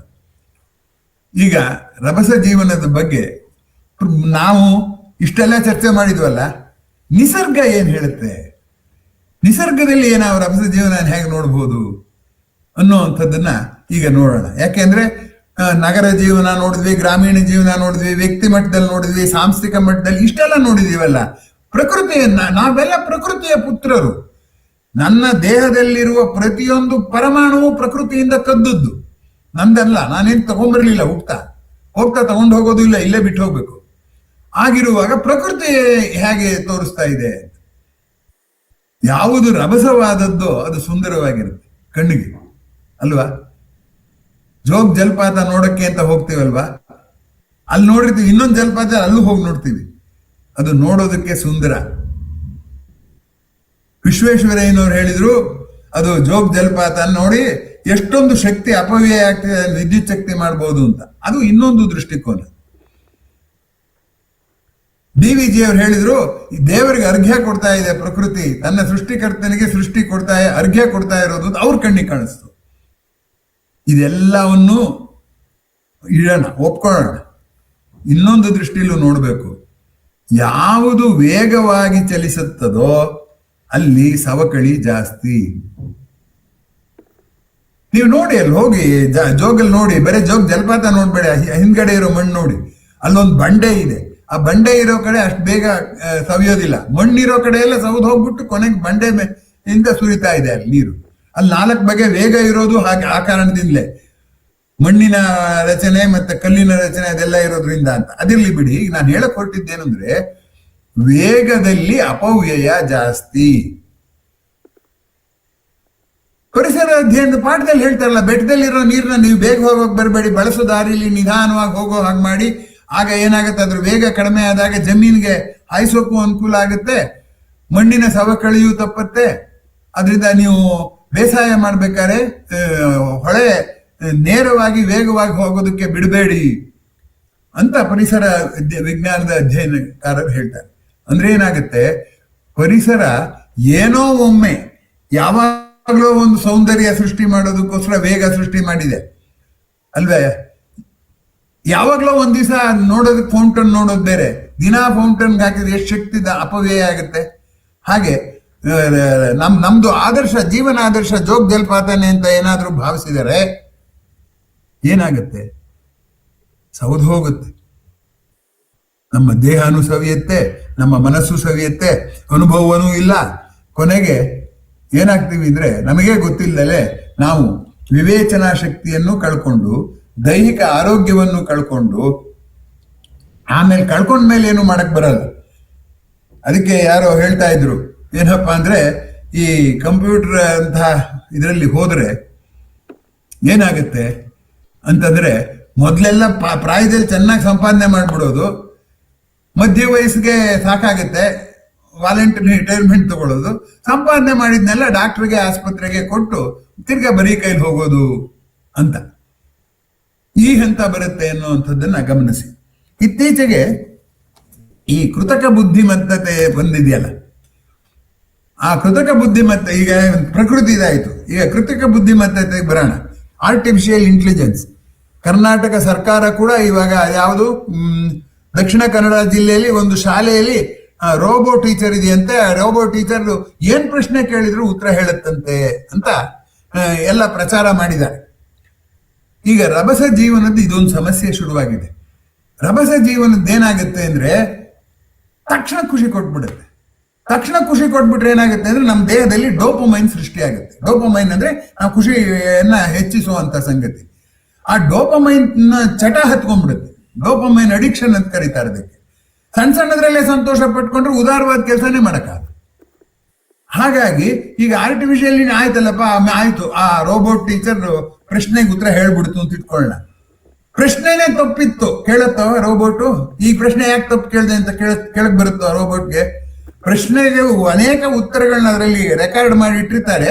ಆ ಮಗು ಕೇಳಿದ ಪ್ರಶ್ನೆ ಕನೆಕ್ಟ್ ಮಾಡಿ ಪ್ರಶ್ನೆಗೆ ಉತ್ತರ ಹೇಳೋದು ಸುಲಭ. ಉತ್ತರನ ಪ್ರಶ್ನೆನೇ ಅರ್ಥ ಮಾಡ್ಕೊಳ್ಳೋದು ಕಷ್ಟ. ಅದು ಪ್ರಶ್ನೆ ಅರ್ಥ ಮಾಡ್ಕೊಂಡಿಲ್ಲ, ಮೆಕ್ಯಾನಿಕಲ್ ಆಗಿ ಆನ್ಸರ್ ಮಾಡಿದೆ. ಈಗ ಗೊತ್ತಾಗ್ತಾ ಇದೆ ಅನೇಕ ದೇಶಗಳಲ್ಲಿ ಈ ಆರ್ಟಿಫಿಷಿಯಲ್ ಇಂಟೆಲಿಜೆನ್ಸ್ ಅಲ್ಲಿ ಬೇಗ ಮಕ್ಕಳಿಗೆ ಪಾಠ ಕಳಿಸ್ಕೊಡ್ಬೋದು ಅಂತ ಅನ್ಬಿಟ್ಟು ಏನ್ ಮಾಡಿದಾರೆ ಅವರು, ಈ ರೋಬೋಗಳನ್ನೆಲ್ಲ ಇಂಟ್ರೊಡ್ಯೂಸ್ ಮಾಡಿದವ್ರು ಈಗ ದೇ ಹ್ಯಾವ್ ವಿತ್ಡ್ರಾನ್.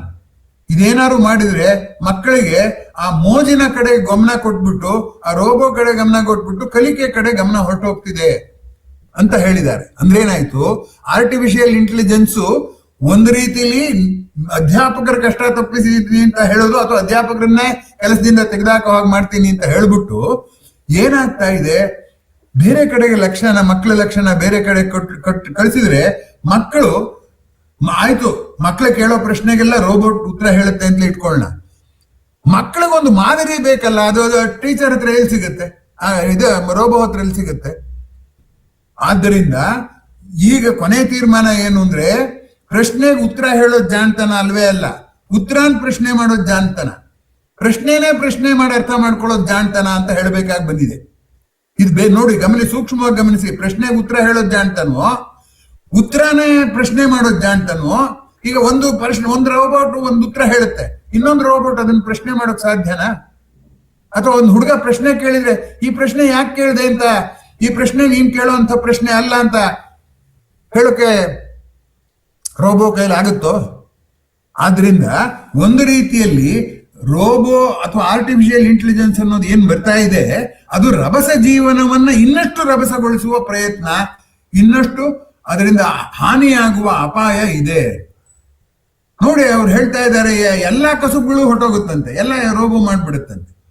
ನಮ್ಗೆ ಅವಾಗ ಬಿಡು, ನಂಗೆ ಒಳ್ಳೇದಾಯ್ತು, ನಾನ್ ಕೆಲಸ ಮಾಡೋದು ತಪ್ಪತ್ತು ಅಂತ ನನ್ಗೆ ಅನ್ಸತ್ತೆ. ಆದ್ರೆ ಗಂಭೀರವಾಗಿ ಗಮನಿಸಿ, ಮುಂದಿನ ತಲೆಮಾರಿನವ್ರು ಏನೂ ಮಾಡೋಕೆ ಅಶಕ್ತರಾಗಿ ಕೂತಿದೆ. ಈ ಮೊಬೈಲ್ ಬಂದೇನೆ ಹುಡುಗರು ಬಹಳ ಹೊತ್ತು ಆಲೋಚನೆ ಮಾಡೋ ಶಕ್ತಿನ ಕಳ್ಕೊಂಡಿದ್ದಾರೆ. ಇನ್ನು ಆರ್ಟಿಫಿಷಿಯಲ್ ಇಂಟೆಲಿಜೆನ್ಸ್ ನ ಸೌಕರ್ಯಗಳು ಬಂದ್ರೆ ಏನಾಗ್ಬೋದು ಅಂತ ಊಹೆ ಮಾಡಿ.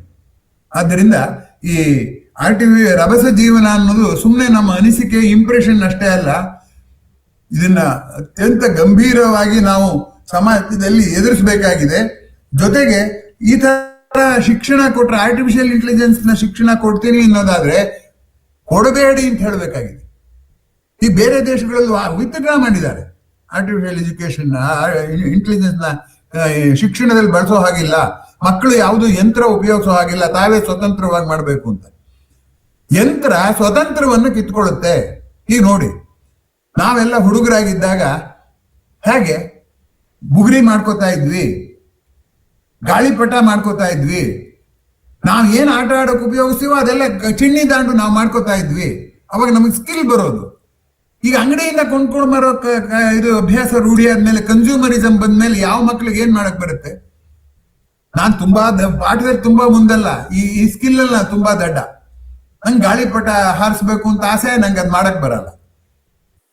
ನನ್ನ ಹತ್ರ ಪಾಠ ಹೇಳಿಸ್ಕೊಂಡ್ರು ಶಿಷ್ಯರು ಇದ್ರಲ್ಲ, ನೀನ್ ಮಾಡ್ಬೇಡ, ನೀನ್ ನೋಡ್ಕೋ, ಸುಮ್ಮನೆ ನೋಡು, ನಾನು ನಿನ್ನ ಎದುರು ಮಾಡ್ತೀನಿ ಕೂತ್ಕೊಂಡು ನೋಡು, ಸೂತ್ರ ಹಾಕೋದು ಇಷ್ಟು ಕಷ್ಟ, ಇಷ್ಟೇ ಇರ್ಬೇಕು, ಹೀಗೆ ಇರ್ಬೇಕು ಸೂತ್ರ, ಬಾಲಂಗೋಚಿ ಇಷ್ಟೇ ಭಾರ ಇರಬೇಕು, ಜಾಸ್ತಿ ಆದ್ರೂ ಕಷ್ಟ, ಕಡಿಮೆ ಆದ್ರೂ ಕಷ್ಟ.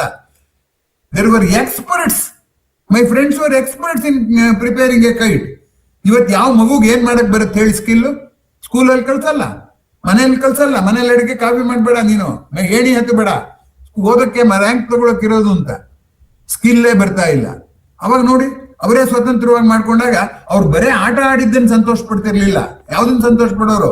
ಚಿನ್ನಿ ದಾಂಡು ಮಾಡಿದ್ದು ಸಂತೋಷ ಪಡೋರು. ಒಬ್ಬ ಮಾಡೋನ್ ಹತ್ರ ಎಲ್ಲ ಹೋಗಿ ಗೋಗರ್ಕೊಳ್ಳೋರು, ನಂಗೂ ಒಂದ್ ಮಾಡ್ಕೊಡೋ ಅಂತ. ಅವನಿಗೆ ಅವಾಗ ಒಂದು ಆತ್ಮವಿಶ್ವಾಸ ಹುಟ್ಟಿತ್ತು. ಇದೆಲ್ಲ ಹೋಯ್ತು. ಹಾಗಾಗಿ ಈಗಾಗಲೇ ನಾವು ಸೋಮಾರಿತನವನ್ನು, ಯಂತ್ರದಿಂದ ಸೋಮಾರಿತನವನ್ನು ಕಲ್ತ್ಕೊಂಡಿದೀವಿ, ಹಾಳಾಗಿದ್ದೀವಿ. ರಭಸ ಜೀವನವನ್ನು ಯಂತ್ರ ಕಲಿಸ್ಬಿಟ್ರೆ, ಫಾಸ್ಟ್ ಲಿವಿಂಗ್ ಏನಾದ್ರು ಮಾಡ್ಬಿಟ್ರೆ ನಮ್ಗೆ ಆಮೇಲೆ ತುಂಬಾ ಕಷ್ಟ ಇದೆ. ಅದ್ರ ಬಗ್ಗೆ ನಿಮ್ಗೆ ಎಚ್ಚರಿಕೆ ಕೊಡೋದಕ್ಕೆ ಇಷ್ಟಪಡ್ತೇನೆ. ಈಗ ಫಾಸ್ಟ್ ಫುಡ್ ಅಂತ ಬಂದಿದೆಯಲ್ಲ, ನಮ್ಮ ಸ್ನೇಹಿತನ ತಂದೆ ತುಂಬಾ ಚೆನ್ನಾಗಿ ಹೇಳೋರು, ಇನ್ನೆಲ್ಲ ಫಾಸ್ಟ್ ಆಗಿ ಮಾಡಪ್ಪ, ಊಟನೂ ಯಾಕೆ ಫಾಸ್ಟ್ ಆಗಿ ಮಾಡ್ತೀರಾ? ನೀವು ಫಾಸ್ಟ್ ಆಗಿ ಊಟ ಮಾಡಿದ್ರೆ ಹೊಟ್ಟೆಗೆ ಸ್ಟ್ರೈನ್ ಆಗುತ್ತೆ. ಆ ಊಟನ ಆನಂದ ಪಡಬೇಡ. ಅವ್ರು ಅಷ್ಟು ಕಷ್ಟಪಟ್ಟು ಮಾಡಿರೋದು ನಾಲ್ಗೆ, ಈಗ ನೀವು ಗಬ ಗಬ ಗಬ ತಿಂದು ಹೋಗ್ಬಿಟ್ರೆ ಲೇಟ್ ಆಗುತ್ತೆ ಅಂತ ರಭಸ ಜೀವನ ಅಂತ. ಆ ಮಾಡಿರೋ ಶ್ರಮ ಹೋಯ್ತು, ಬೆಳೆದವ್ರ ಶ್ರಮ ಹೋಯ್ತು, ಆ ಅಡಿಗೆ ರುಚಿ ಅನ್ಯಾಯವಾಯ್ತು. ನೀವು ಅಷ್ಟು ದುಡ್ಡು ಖರ್ಚು ಮಾಡಿ ಚೆನ್ನಾಗಿ ರುಚಿಯಾಗಿ ಅಡಿಗೆ ಮಾಡ್ಕೊಂಡು ಗಬ ಗಬ ತಿಂದು ಹೋದ್ರೆ ಏನಾಯ್ತು? ಶ್ರಮವೆಲ್ಲ ಅಪವ್ಯಯ ಆಯಿತು. ಆತ್ಮೀಯರೇ, ಈ ವಿಷಯದ ಬಗ್ಗೆ ತಾವು ಇನ್ನೂ ಆಲೋಚನೆ ಮಾಡಿ ಗಂಭೀರವಾಗಿ ಇದನ್ನು ತಗೋಬೇಕು. ಇದಕ್ಕೆ ಅನೇಕ ಕಡೆ ಲಿಂಕ್ಗಳಿವೆ, ಕೊಂಡಿಗಳಿವೆ. ಸುಮ್ಮನೆ ರಭಸ ಜೀವನ ಅಂದ್ರೆ ಫಾಸ್ಟಾಗಿ ಮಾಡೋದು, ಇಲ್ಲ ನಿಧಾನ ಮಾಡೋದು. ಸೋಂಬಾರಿಗಳು ನಿಧಾನವಾಗಿ ಮಾಡ್ತಾರೆ, ನಾವೆಲ್ಲ ಜಾಣರಾಗ್ಬಿಟ್ಟು ನಮ್ಮ ಹಿಂದಿನ ಕಾಲದವ್ರು ಆಗಲ್ಲ, 2 ನಿಮಿಷದಲ್ಲಿ ಮಾಡ್ಬಿಡ್ತೀವಿ ಎಲ್ಲ ಕೆಲಸ ಅನ್ನುವಂಥ ಒಂದು ಇಂಪ್ರೆಷನ್ ನಿಂದ ಆಚೆಗೆ ಬನ್ನಿ. ಸಾಧಕ ಬಾಧಕಗಳನ್ನ ಆಲೋಚನೆ ಮಾಡಬೇಕು ಅಂತ ತಮ್ಮಲ್ಲಿ ಕೇಳ್ಕೊಳ್ತಾ ನನ್ನ ಸಮಯ ಮುಗಿತಾ ಬಂದಿದ್ರಿಂದ ಕಾಲನಿಗೆ ನಮಸ್ಕರಿಸಿ, ಕಾಲ ಜಿಪುಣ ಅವನು ಕೊಡೋದಿಲ್ಲ, ಕೊಡೋದಿಲ್ಲ. ಲಕ್ಷ್ಮಣರಾವ್ ಬರ್ದಿದಾರಲ್ಲ, ಏನೇ ಗಿರ್ವಿ ಇಟ್ರು ಎಷ್ಟೇ ಬಡ್ಡಿ ಕೊಟ್ರು ಹುಟ್ಟೋದಿಲ್ಲ ಒಂದು ಗಳಿಗೆ ಸಾಲ ಸಿಗೋದಿಲ್ಲ. ಅಂಥದ್ರಲ್ಲಿ ರಭಸ ಜೀವನ ಹಾಳು ಮಾಡ್ಬಿಟ್ರೆ ಆ ಸಿಕ್ಕಿರೋ 1-2 ಗಳಿಗೆನ ಅನ್ಯಾಯ ಆಗುತ್ತೆ ಅಂತ ಹೇಳ್ತಾ ನಿಮ್ಮ ಪ್ರತಿಕ್ರಿಯೆ ಹಾಗೂ ಪ್ರಶ್ನೆಗೆ ಆಮಂತ್ರಿಸ್ತಾ ನಿಮ್ಮ ಮಾತನ್ನ ಕೇಳುವ ಆಸೆಯಿಂದ ನನ್ನ ಮಾತುಗಳನ್ನು ಮುಗಿಸ್ತಾ ಇದ್ದೀನಿ. ನಮಸ್ಕಾರ. ಪ್ರತಿಕ್ರಿಯೆ ಪ್ರಶ್ನೆ ಯಥಾ ಪ್ರಕಾರ ಯಾವುದಾದ್ರೂ ಸರಿ.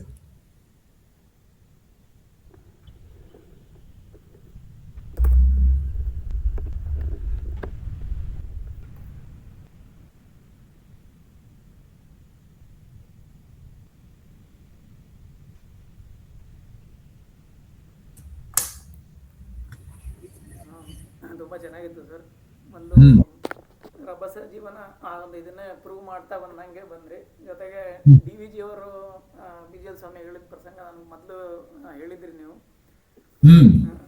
ಆಮೇಲೆ ಈಗ ಇದನ್ನ ಹೇಳಿದ್ರಲ್ಲ, ಈಗ ಫಾಸ್ಟ್ ಫುಡ್ ಹಾಗೆ ಈಗ ಕ್ರಿಕೆಟ್ ಅಲ್ಲೂ ಕೂಡ ಈಗ ಟೆಸ್ಟ್ ಇಂದ 1 ಡೇ ಬಂತು, ಈಗ T20 ಬಂದಿದೆ. ಇದೆಲ್ಲ ಬಹುಶಃ ನಮ್ಮ ಎಲ್ಲದೂ ಕೂಡ ರಭಸ ನೋಡಿ, ಎಲ್ಲಾ ಕ್ಷೇತ್ರದಲ್ಲೂ ನಮ್ಮೊಂದು ಒತ್ತಾಯ ಮಾಡ್ತಾ ಇದೆ, ನೀನ್ ಕಲ್ತ್ಕೋ, ಫಾಸ್ಟ್ ಆಗಿರೋದು ಕಲ್ತ್ಕೋ, ಹೀಗೆ ಕೂತಿರ್ಬೇಡ ಅಂತ. ಹೌದು, ಫಾಸ್ಟ್ ಬೌಲರ್ಸ್ ಎಷ್ಟು ಅಪಾಯ ಅಲ್ಲ. ವೇಗವಾಗಿ ಹೋಗೋದು ಅಪರಾಧ. ಅದೆಂತದ್ರಿ, ಕಾರ್ ರೇಸ್ ಮಾಡಿ ಎಲ್ಲಾರನ್ನು ಕಾರ್ಗಳನ್ನ ಹಾಳು ಮಾಡಿ ಅಲ್ಲಿರೋ ಹೋದವ್ರಿಗೆ ಪೆಟ್ ಮಾಡೋದು ನೋಡಿ ಸಂತೋಷ ಪಡೋದು ಸ್ಯಾಡಿಸ್ಟಿಕ್ ಪ್ಲೆಷರ್ ಅಂತ ಅನ್ಸೋದಿಲ್ಲ? ಯಾರು ಅಪರಾಧದಲ್ಲಿ ಕಾಂಪಿಟಿಷನ್ ಮಾಡ್ತಾರೆ? ಕಾರ್ ರೇಸ್ ನನ್ನ ದೃಷ್ಟಿಯಲ್ಲಿ ಅಪರಾಧಕ್ಕೆ ಎಷ್ಟು ಚೆನ್ನಾಗಿ ಅಪರಾಧ ಮಾಡ್ತೀಯ ಅಂತ ಕಾಂಪಿಟಿಷನ್. ಅದನ್ನ ಹೇಳ್ಬೇಕಾಗಿತ್ತು, ನೀವು ಹೇಳಿದಾಗ ನಮ್ಗೆ ಬಂತು. ಫಾಸ್ಟ್ ಬೌಲಿಂಗು ಅದೆಲ್ಲ ಇತ್ತು, ಸಮಯ ಮುಗಿದೋಯ್ತು, ಅದಕ್ಕೋಸ್ಕರ ಸುಮ್ಮನಾದೆ. ಇನ್ನೂ ಒಂದು ಸೆಷನ್ ಮಾಡೋಷ್ಟು ಇದ್ರ ಬಗ್ಗೆ ಇತ್ತು. ಬೇಡ, ಅದು ಮಾಡೋದು ಬೇಡ. ಯಾಕೆಂದ್ರೆ ಈಗಲೇ ಜನ 10ಕ್ಕೆ ಇಳಿದಿದ್ದಾರೆ, 17 ಜನ ಬಂದಿದ್ದವರು. ಅಲ್ಲ ಹೇಳಿದೆ, ನನಗೆ ಇಷ್ಟೇ ಬೇಕಾಗಿರೋದು. ನಾನು ಇನ್ನೊಂದು ಸ್ವಲ್ಪ ಇದಕ್ಕೆಲ್ಲ ಆಲೋಚನೆ ಮಾಡೋಕೊಂದು ದಾರಿ ಸಿಕ್ತು ಅಂತ ಆದ್ರೆ ಈಗ ಇದು ಸಾರ್ಥಕ. ಮುಂದಿನ ಬಾರಿ ಭಯ ಭೀತಿ ಅನ್ನುವಂಥದ್ದು ಹಾಗೆ ಎರಡು ಸಮಾನಾರ್ಥಕವಾಗಿ ಬೆಳೆಸ್ಬಿಡ್ತೀವಿ. ಅವೆರಡು ಸಂಬಂಧ ಏನು, ಅದೇನು ಅನ್ನುವಂಥದ್ದನ್ನ ನಾನು ಮುಂದಿನ ಜಾಲನ್ಯಾಸದಲ್ಲಿ ಚರ್ಚೆ ಮಾಡ್ತೀನಿ. ಈಗ ಪ್ರತಿಕ್ರಿಯೆ ಪ್ರಶ್ನೆ ಏನಾದ್ರು ಇಲ್ಲೇ ಇದ್ರೆ ಮುಗಿಸ್ಬೋದು.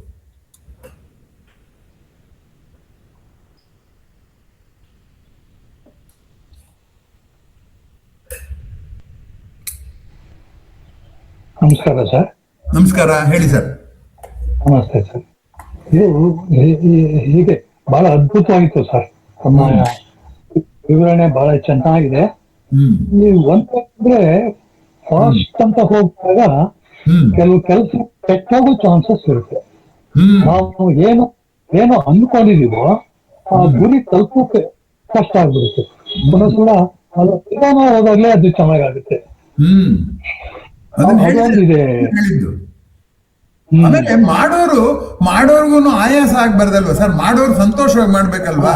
V have to respect the labour as well as labourer, work as well as worker.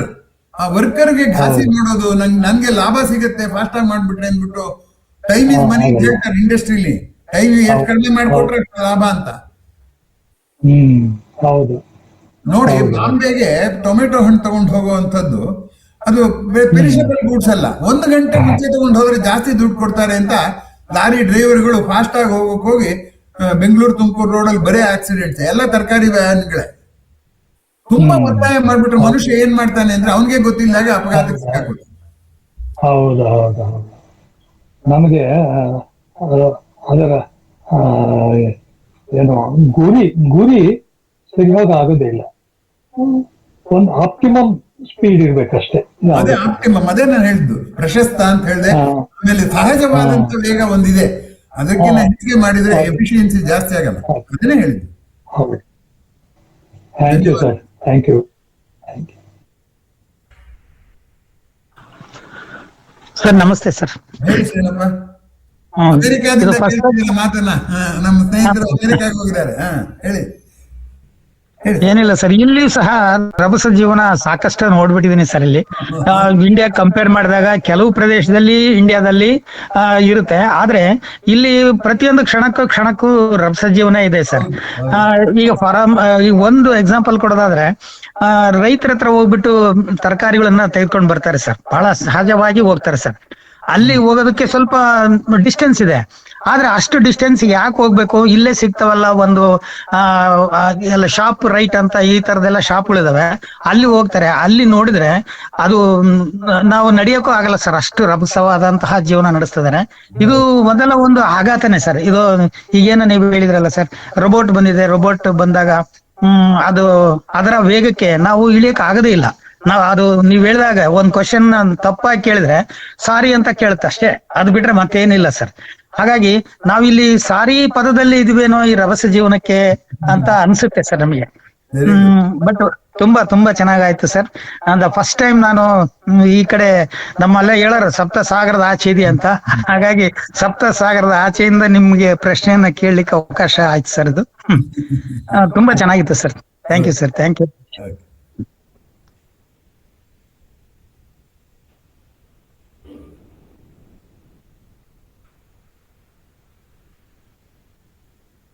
ನಮಸ್ಕಾರ ಸರ್. ನಮಸ್ಕಾರ ನಾರಾಯಣ ರಾವ್, ಹೇಳಿ. ತುಂಬಾ ಚೆನ್ನಾಗಿತ್ತು ಸರ್, ತುಂಬಾ ಚೆನ್ನಾಗಿತ್ತು. ಇನ್ನೊಂದೆರಡು ವಿಷಯ ಕೊಡೋದಾದ್ರೂ ಕೊಡಿ.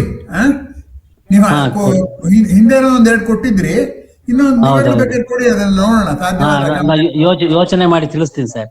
ಓಕೆ ಓಕೆ, ಇದು ಈ ರಭಸವೇ ತುಂಬಾ ಚೆನ್ನಾಗಿತ್ತು. ಜೀವನವೇ ರಭಸವಾಗಿ ನಡೀತಿದೆ ಈ ನಡುವೆ. ಆದ್ರೆ ಈ ರಭಸ ಅನ್ನುವುದು ಈ ಒಂದು ವಿಷಯದಲ್ಲಿ ಮಾತ್ರ ಬೇಕೇ ಆಗುತ್ತೆ. ಎಲ್ಲಾ ವಿಷಯದಲ್ಲಿ ಬಿಟ್ರು ಈಗ ರಾಕೆಟ್ ತಂತ್ರಜ್ಞಾನ ಅಂತ ರಭಸ ಇದ್ರೇನೆ ಸಾಧ್ಯ ಆಗೋದು. ಆಕಾಶಕ್ಕೆ ಹೋಗ್ಬೇಕು. ಯಂತ್ರದ ವೇಗ ಬೇರೆ, ನಾನು ಅದ್ರ ಸುದ್ದಿ ಹೋಗಿಲ್ಲ. ನಾನ್ ಮಾತಾಡ್ತಿರೋದು ಈ ವೇಗದ ಬಗ್ಗೆ ಅಲ್ಲ, ರಭಸ ಜೀವನದ ಬಗ್ಗೆ. ಒಂದು ಸುಂದರವಾದ ನಗೆಹನಿ ಇದೆ. ಆ ಬಿಗುವಿನ ವಾತಾವರಣ ಕಳೆಯೋ ದೃಷ್ಟಿಯಿಂದ ಹೇಳ್ತೀನಿ. ಒಬ್ಬ ಹೇಳಿದ ಕೋರ್ಟ್ ನಲ್ಲಿ ನ್ಯಾಯಾಧೀಶ ಕೇಳಿದಂತೆ, ನೀ ವೇಗವಾಗಿ ಹೋಗ್ತಿದ್ ನಿಜವೇನಯ್ಯ, ಯಾಕಯ್ಯ ಹೋದೆ ವೇಗವಾಗಿ ಅಂತ ಕೇಳಿದ್ರೆ, ಸ್ವಾಮಿ ಎಲ್ಲಾ ಕೆಲ್ಸಾನು ನಾನ್ ಬೇಗ ಮುಗಿಸೋದು ಅಭ್ಯಾಸ, ಅದಕ್ಕೋಸ್ಕರ ನಾನ್ ವೇಗವಾಗಿ ಹೋದೆ ಅಂದ್ರೆ, ಹಾಗಾದ್ರೆ ನಿಂಗೆ 5 ವರ್ಷ ಜೈಲ್ ಹಾಕ್ತೀನಿ, ಅದೆಷ್ಟು ಬೇಗ ಮುಗಿಸು ಅಂತ ಹೇಳಿದಂತೆ. ಅಂದ್ರೆ ಕಾಲದ ಪಾಲನೆ ಯಾರು ಕಿತ್ಕೊಳ್ಳಕ್ ಆಗಲ್ಲ. ಇದು ಕಿತ್ಕೊಳ್ಳೋ ಪ್ರಯತ್ನ ಸಹಜ ಪ್ರಯತ್ನ. ಕಾಲದ ಇನ್ಯಾರ ಪಾಲ್ ಬೇಕಾದ್ರೂ ಕಿತ್ಕೋಬಹುದು, ಹೌದೌದು, ಕರೆಕ್ಟ್. ಕಾಲದ ಪಾಲನೆ ಯಾರು ಕಿತ್ಕೊಳ್ಳಕ್ ಆಗಲ್ಲ. ನಾನೀಗ ಮೊನ್ನೆ ನಮ್ ಕಾಲೇಜ್ ಅನಿಮಿನಿಗೆ ಹೋಗಿದ್ದೆ. ನಿಮ್ಗೆ ಹೋದ ವರ್ಷ ಬಂದಿದ್ರಲ್ಲ ನಮ್ಮ ಅಲಿಮಿನಿಗೆ, ಅದನ್ನ ಜ್ಞಾಪಿಸ್ಕೊಂಡ್ವಿ. ಮೊನ್ನೆ ಆಯ್ತು, ಅಲ್ಲೇ ಎಲ್ಲ ಜ್ಞಾಪಿಸ್ಕೊಂಡ್ವಿ. ಹೋದ ವರ್ಷ ನೀವ್ ಬಂದಿದ್ರಿ ಅಂತ ಎಲ್ಲ ಜ್ಞಾಪಿಸ್ಕೊಂಡ್ವಿ. ಎಲ್ಲ ಚೆನ್ನಾಗಿದಾರಲ್ಲ? ಎಲ್ಲ ಚೆನ್ನಾಗಿದೆ. ಚಂದ್ರಕಾಂತ್ ಎಲ್ಲರೂ ಚೆನ್ನಾಗಿದ್ದಾರೆ. ಅದೆಲ್ಲ ಜ್ಞಾಪಿಸ್ಕೊಂಡು ನಿಮ್ ಯೂಟ್ಯೂಬ್ ಎಲ್ಲ ತೋರಿಸ್ದೆ ಅವ್ರಿಗೆ. ಪ್ರತಿ ಸೋಮವಾರ ಅವ್ರ ಇದ್ರಲ್ಲಿ ಭೇಟಿ ಆಗ್ತಿರ್ತೀವಿ ಅಂತ ಹೇಳಿ ತೋರ್ಸಿದೀನಿ. ತುಂಬಾ ಚೆನ್ನಾಗಿತ್ತು ಸರ್. Thank you. ಮುಗಿಸಪ್ಪ ಗಣೇಶ್, ಇನ್ಯಾರು ಇದ್ದಾಗಿಲ್ಲ ಮಾತಾಡೋರು. ಇವತ್ತಿನ ಕಾರ್ಯಕ್ರಮ ಇಲ್ಲಿಗೆ ಮುಗಿಸ್ತಾ ಇದ್ದೇವೆ. ಮುಂದಿನ ವಾರ ಮತ್ತೆ ಭಯ ಭೀತಿ ಈ ವಿಷಯದ ಉಪನ್ಯಾಸ ಇರುತ್ತೆ. ದಯವಿಟ್ಟು ಅದಕ್ಕೆ ಎಲ್ಲರೂ ಬರಬೇಕು. ಜೊತೆಗೆ ಗುಂಪಲ್ಲಿ ಕೂಡ ಈ ಮುಂದಿನ ವಿಷಯದ ಕುರಿತಾಗಿ ಹಂಚಿಕೊಳ್ಬೇಕು ಅಂತೇಳಿ ಹೇಳ್ತಾ ಮತ್ತೊಮ್ಮೆ ಎಲ್ಲರಿಗೂ ಧನ್ಯವಾದಗಳು. ನಮಸ್ಕಾರ ಸರ್. ನಮಸ್ಕಾರ.